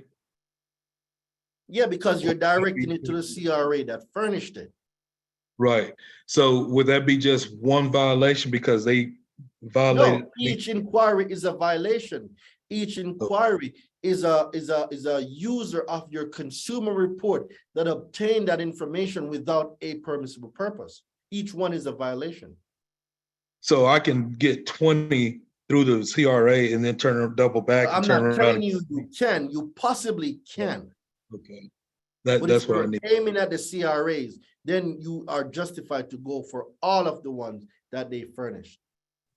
Good deal. Thank you there. Appreciate you. You're absolutely welcome, brother. All right. Nish, I think Livia was back. Yes, go ahead, Livia. Yeah. Hey, Daraine, good night, everyone. How Can you you guys hear doing? me fine? I have a quick question in regards to the hard inquiries, because I know in one of the letters you said you put an account number, but if account number is not there, do you reference the social security, the social? Say again. On the hard inquiries, because typically they just put the lender and the phone number on the consumer report. And the date. When you write the letter, do you reference, if there's no account number to reference, you reference the social?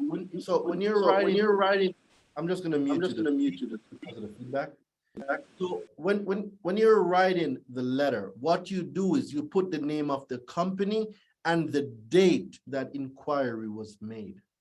If it has no permissible purpose, do not dispute or delete inquiries tied to open accounts. You run the risk of closing those accounts. Yeah, this is for a client. She did it was for auto loans. So just put reference a date. Do not give like her social or anything. Account name and the date. Those two are important. You have to put those two together. Okay, thanks. You're absolutely welcome. All right, thank you, Livia. We have Mr. Consume R Us. up Okay, next. okay. Yo, what's up? My I have a guy, quick, what's good? I got a quick question. In 1681E, which law goes to permissible purpose? It's not permissible purpose, it's the certification process. Can you point that out? So go to 15 USC 1681E. When you scroll down, I think it's GB, or it's not EB. You'll have to go down in there. I don't remember where exactly, but there's going to be a section that speaks on the person that furnishes information from a consumer reporting agency. It requires a certification. When you scroll down, you'll see it. You might not see it right away. Just read through it. You will see it because it falls under compliance. And that's 1681E, correct? Correct. E is Okay. compliance. All right. And they're speaking on the certification, which is the written consent. It's not just the written consent. So remember, Person 15 USC 1681B2, a consumer reporting agency may furnish a consumer report under the following circumstances and no other. B2 says with written permission from the consumer to whom it relates. That written permission must be certified. So now if Capital One got written permission from me, Capital One is to show Experian that I have written permission from Daraine Delevante. Here is his signature that gives me permission to pull his reports. I am certifying that this information is accurate. So there's a certification that must be done that the information provided is accurate, and that the certification also certifies that Capital One is using this information strictly for a credit card if that's what I applied for. They can't use this report now for an auto loan. I did not apply for an auto loan. So I shouldn't get a pre-approval for an auto loan based on this report. It should be for the purposes of a credit card and a credit card only. Okay, so if a pre-approval do come through, Then know you that know they the violate. report was used for something else other than its intended use. How can you prove that? By If you get a the pre-approval. pre-approval? If you Okay. get a pre-approval, where did this pre-approval come from? That I would be never the first applied for letter. anything. So where did it come from? It means now that report, or that that report was used for something else other than its intended benefit. So when you read 15 USC 1681E, it's going to tell you the certification that must be done, and that the certification that is being done must be used for its intended purpose. Okay. I'm about to look it up and put it in the chat. Yep, put it in the group chat, and then we can talk more about this on Sunday. Okay. Thank you. You're absolutely welcome, King. All right, Yannick. Let's go Anwar. Anwar's next. Hey, what's going on? Good evening. Good evening. Hold on. Good evening. Okay, hold on. What's going on, brother, man? Okay, thank you. Yeah, sorry, I'm ordering some smoothies, so I'm just trying to get out of here. All right, just give me like 2 minutes, just trying to hop in the car. So Nish, let's take the next one and then we'll come back Yeah, that's cool.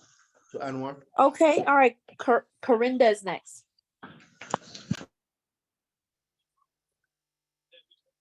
Corinda, what's going on?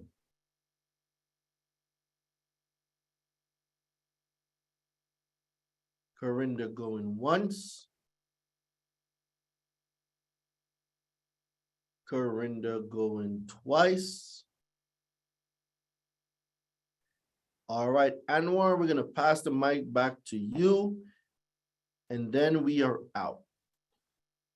Well, someone mentioned in the chat that they didn't hear. Edith mentioned that I did not hear you mention student loans. I'm not sure what that is in reference to. This was not a student loan class, so I didn't mention student loans. Okay. All right. So Anwar, if you're ready. Is there something specific either want to ask regarding permissible purpose? Yes, so I'm ready. So yeah, from everything that I'm understanding about tonight's class, permissible purpose really seems to be, a crucial factor when it comes to combining any one of your, deletion letters with, just really getting things like taken off of, credit reports. So from what I'm understanding so far, please correct me if I'm wrong. But say, for example, I want to delete an account like, since you guys just mentioned student loans, if I want to have something like that deleted, I could have the student loan deletion package or, utilize that. And then, of course, like the first step it is that they'll usually take would be, okay, it's going to come back validated. But then I could say that, look, did you guys basically have my permission? And now start quoting the permissible purpose. And then from that point on, since there's no certification or anything that is certified that says, you have the right to furnish this particular information, hence the reason why it is that those things can get deleted. Is that's my question. Yes, so you're going along the right path. Unique, remember when we used this same tactic to get the mojilas deleted, Unique? Yeah, that's what I used. Yeah. Second letter I came with the permissible purpose, 1681B2. So basically how you use this strategy is if the person you quote unquote got the student loan from, if they're not the ones reporting the information, the question now becomes the person that is reporting the information, where did they get permission from to even access your information or to furnish that information on your consumer report? Because remember, under 15 USC 6801, your information should be what? Confidential. Under 15 USC 6802, there needs to be 3 disclosures given to you before your information gets furnished. So what we're asking them now to do is to provide the disclosures per son 15 USC 6802, where they have the right to report the information. And furthermore, you are also asking for the permissible purpose document per son, the new law, what we just went over, per son 15 USC 1681 B2 to be exact, the written permission from which the consumer to whom it relates, and the F3 reason, the legitimate business reason. So now when we ask for these documentation, if they can provide it, now we know that person 15 USC 1681Q, someone obtain or use your information without your knowledge or without you giving them a permissible purpose.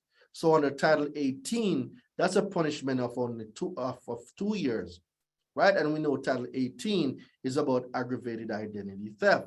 And then when we go to 15 USC 1681N under civil liability, it's going to speak about the punishment under the civil liability section for someone that pulled your consumer reports knowingly without a permissible purpose. And that is what we use along with the compliance procedures.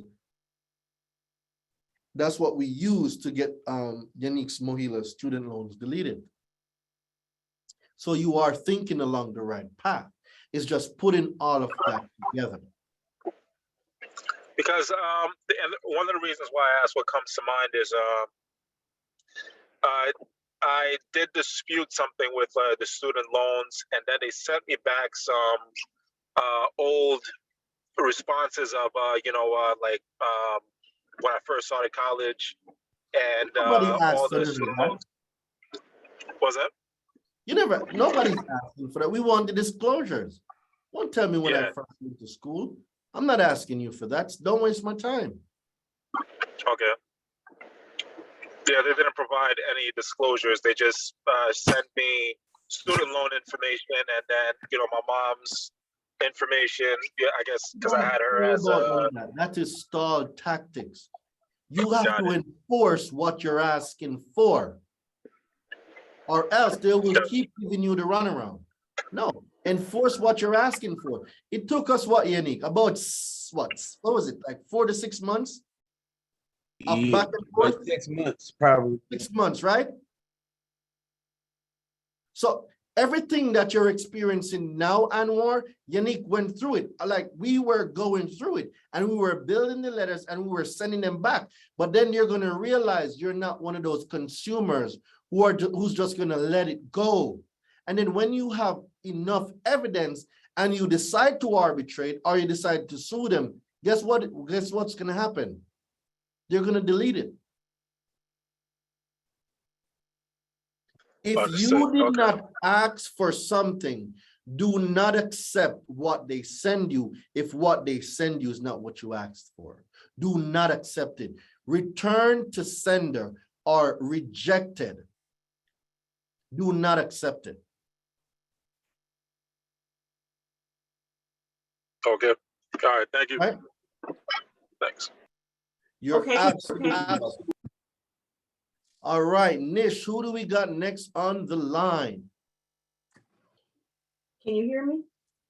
Yes, I believe Corinda There might is. be 2 persons in front of you, beautiful. I'll wait. Oh, No, it's you're Corinda. back. She No, can go. Sorry. Yeah. Okay. Okay. You can go, Corinda, you're up. Corinda. Yeah. Okay. Good evening, everybody. So I guess I'm kind of confused because I was having technical difficulties even getting on the call from the beginning.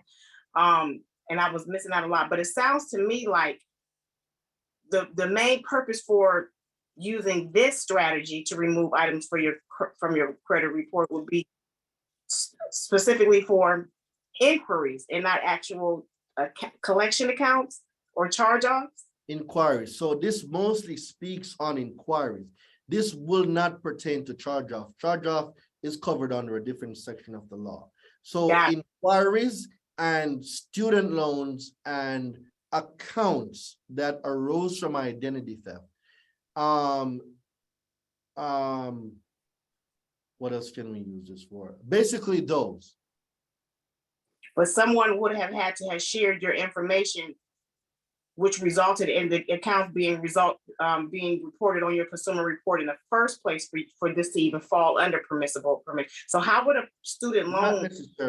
Not necessarily. So an example would be you go to a dealership, right? You get 13 inquiries. Only one person gave you one. So it falls under that. The explanation that I just gave now with the student loan, you can use permissible purpose now to get that deleted. To get a student inquiry or a student loan account removed? Student loan accounts from your consumer reports. I didn't piece it together then, because I don't understand how this would apply to a student loan then. So I literally just explained it. All right, so student loans, when you apply for a student loan, the person you apply to get the student loan from is not necessarily the person that's furnishing the student loan on your report. Or they're like mortgages, they always sell the servicing to your student loan. Correct. The question now becomes, this servicer who gave them, correct. Where did this permissible purpose come from? Where is the certification now where Daraine Delevante gave this new company permission to report? Furthermore, where are the disclosures that I must get and I must sign that gave you this right to report my information? So even if they consolidated all of their student loans into one, because now that became a new transaction, I would still have to have signed a disclosure to say that I'm giving you the authorization to correct report. But not only that, if they so I'm glad you brought it up. Now, if they consolidate all your, oh God, I'm gonna give you all such a sauce right now. If all your student loans get consolidated and they clean up all the negative accounts that were there, and there's one main account reporting right now, all you gotta do is use the account deletion letter to delete that whole account. Bye-bye all student loans from your consumer report. Because they will still have to furnish Correct. They still, them consent to report it. and the disclosures as well. If you consolidate it, will that be a type of permissible purpose? It depends if you signed the document and you gave them permission. It's not just a permissible purpose, but they must also give you the disclosures. The disclosures are a part of it. That's truth in lending part. Disclosures are not given, the 15 USC 6802 disclosures, they cannot report it. So if they report it without giving you your disclosures, all you got to do is what? Opt out. Does that answer your question, Corinna? All right, cool. All right, Nish, who do we got next? We're gonna take this last. All right. Well, we have two left, but let's take Joshua and on this Anwar. Well, Anwar went already, so let's take Joshua. Go ahead, Joshua. Joshua, my guy, what's good? What's good? What's goody? Man, I got a dozen questions. I was so hyped up and excited when I heard about Permissible, but Ms. Corinda, I feel like now, pertaining to my issue with the paid settlement that I keep sending you, and I mean, I welcome any and all help with this, or your coaching for a few minutes, because I thought I could use that permissible person. I did the 6802 to lending point, like you did. So I'm still waiting on an answer because I just tracked them and they. How long ago was it? I might have put Sunday, Monday around there. So I just tracked it now with online certified mail, and it just, as of today, it hasn't gotten to lending point, but it is in on the way.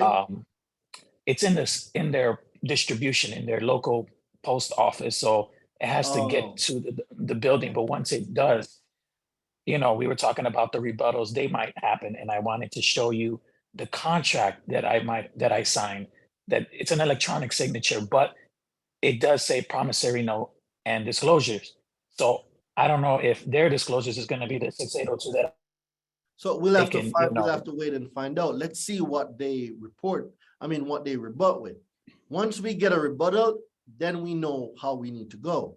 It's kind of hard to say we're going to go left or we're going to go right if we don't know what their response is going to be. And the permissible purpose, I can't use that to any of the CRAs for this particular account because it's a paid settlement, and Experian already updated it. So I don't know if that would be considered verified. I know you say never dispute with them over the phone on this kind of an account. Always do everything through letters. So calling Experian fraud department pretty much is a big no-no, right? Don't jump the gun, don't do it. I want everything in writing. So I can't use this 604.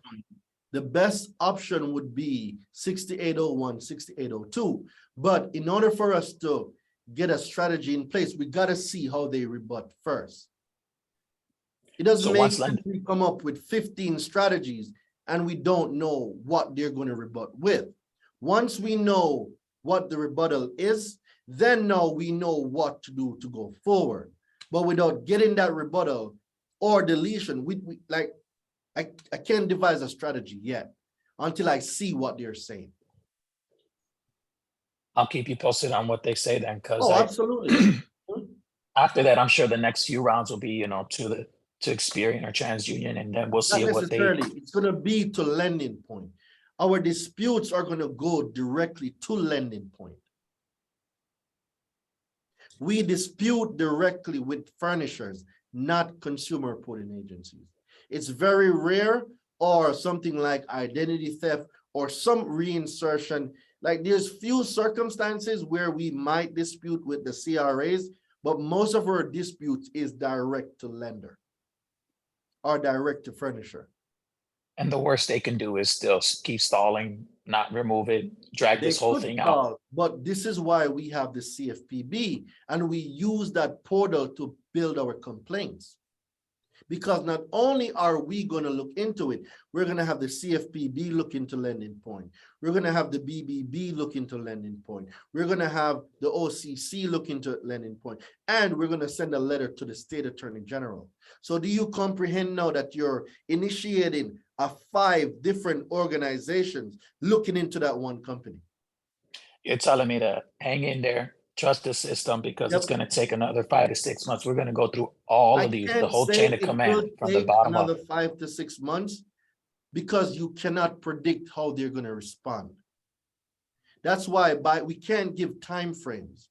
Like, for example, I'll use Unique as an example. On month 1, month 2, we were disputing Mohila. They weren't budging.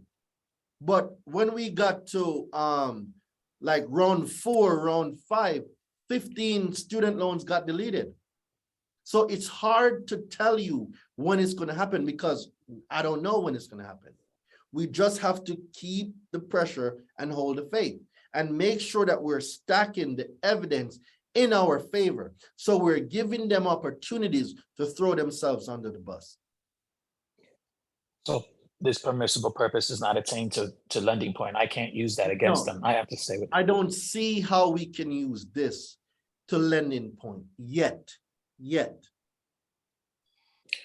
Well, I did learn something new. The ladies, I believe, a few people here said that the difference, because I was going to ask that question, the difference between pulling the report and furnishing. There is a difference now, I know. So I feel a little better because, lending point, again, reported to Experian, dropped the score 90 points. So I was fooled, paying in settlement, never do that again. So as you see, I'm stressed out and ready to give up, but I'm going to hang in there for a few more months.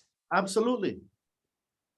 We can't let these, guys, we cannot let these corporations get the best of us. You will be tested. You will be tried. It happens to all of us. See, the goal is for you to give up. The goal is to stall you. The goal is to send you information you didn't ask for. So guess what? You're going to get frustrated. You're going to give up. And guess who's going to win? Lending point. Because now, if they have a clause in there, this means now that they can raise the interest rate. Because remember, we haven't even spoken about the interest rate yet. What interest rate did you get on that loan? And then the next question would be, what is your state usury law for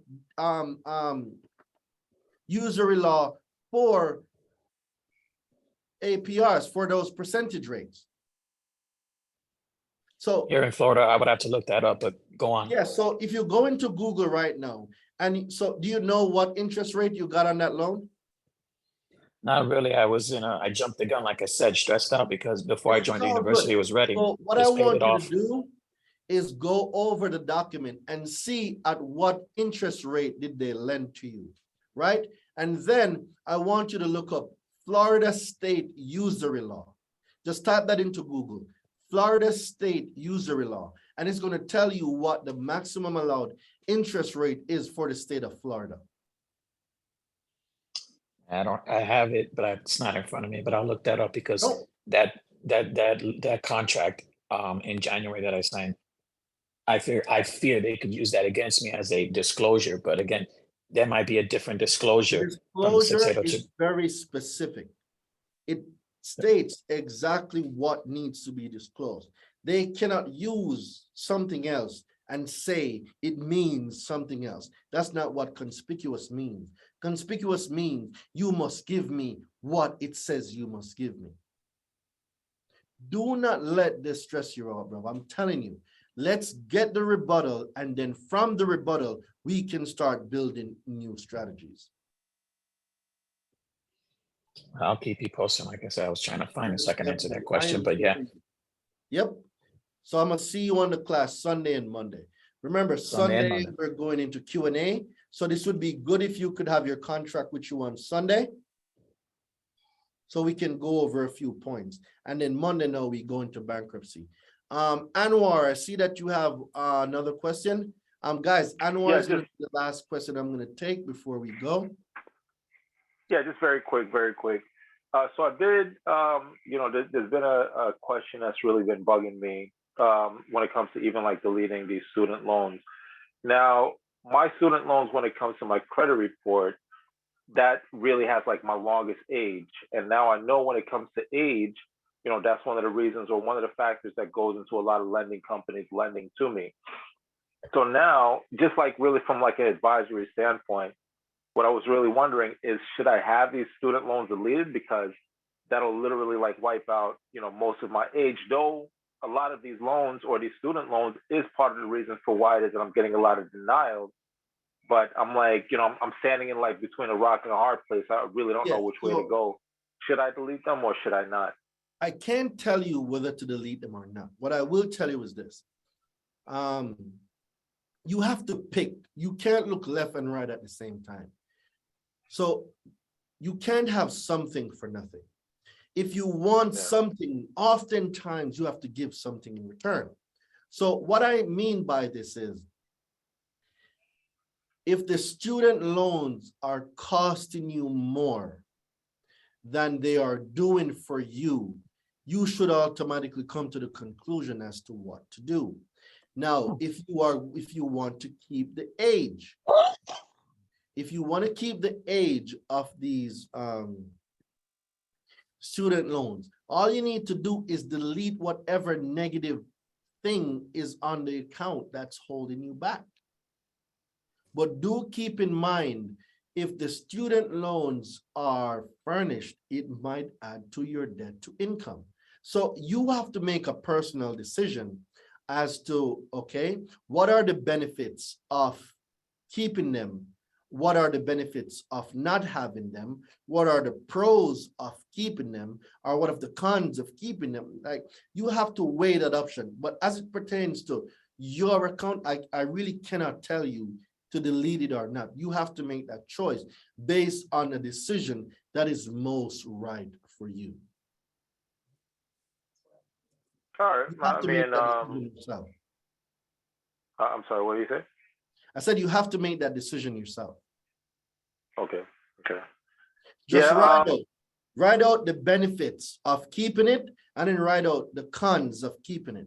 And if your benefits outweigh your cons, then the decision should be simple. But if the cons outweigh the benefit, then that should also be simple as well. It's to the decision you're going to go. Yeah, and it's primarily age. And I was wondering, like, does an AU do the age? Like, can I just use that? Get an authorized user if you're going to delete it. Get an authorized user that's what I was thinking. to fill in for that age. Got it. Okay, so that makes more sense for me then. Okay. All right, so you answered my question right there. All right, I appreciate it. Yeah, no problem, guys. So this concludes permissible purpose, guys. I hope you guys learned a lot. If you're in a university, you will automatically get this recording. We will add it to the permissible purpose section of the university. If you purchase this as a VIP or Ultra, you will also get this recording and the permissible purpose letter pack. Everybody that's inside the university, you already have this already. Monday, we will go over public records, quote unquote bankruptcy. And when we do, we will devise a strategy. We might make 1 or 2 letters based on the new law. So we might add another letter to the bankruptcy deletion guide inside the university for you guys to use when you're deleting public records. So from me and the team, I want to say everybody have an amazing night. Nish or Bear, do you guys have anything you want to say before we go? Yes, I'm here. I just want to say that, I really appreciate everyone turning out, especially the university members. And, I want to say a lot of people shy away from just asking their questions, but don't be afraid. Like, you got to ask your question, even if you come Sunday and Monday and every day, like, you're never a bother. We always want to hear from you. We want to hear everything you have to say. And we're coming up next is we have our 5-day challenge coming up. And for all the mothers in the house, please be sure to invite a mother. We're having a 5-day challenge coming up, and that's going to be exciting. So tell someone about it, and we look forward to seeing you there as well. That's going to be in May, on May 15th. Yeah, that's it for me. Yep. So we'll be throwing a Mother's Day treat. All the mothers inside the university, you are welcome to invite another mother totally for free at no cost. For everyone that's not in the university, if you purchase an Ultra ticket, you get to bring a mom for free as well. All right. All right, Daraine. That you see, Daraine be making stuff up on these calls. Like, Daraine, I'm gonna quote you on that. So it said here at 9:26, right, Karina? I saw her face.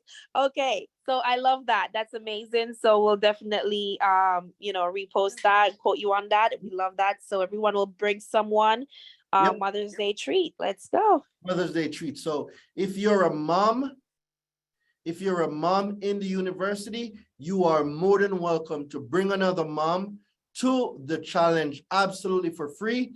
For anyone not in the university, if you purchased a ticket, an Ultra ticket, you can bring a mom for free. Absolutely. How do we do that? Just by sharing the link? No. So you provide us the name and the email address, and we'll be able to send them their link. Because everyone in the university, you are programmed into the Zoom. So if one person comes in, another person won't be able to come in using that credentials. And yeah, so we'll get it going. Everyone, thank you so much for joining us. It's been an amazing 2.5 hours. See, I'll be spending all my time with y'all. See that? I'll be spending all my time, finish a whole glass of wine and everything. I really appreciate y'all questions. It's the questions that don't get asked, guys, I am worried about. When you have questions and you don't ask them, you get me worried. So when we're on the calls and you have an opportunity to ask questions, please do. All right? So everyone have an amazing night. I will see everyone in the university Sunday and Monday. So let's get it. Let's go. Good night. Good night. Good night.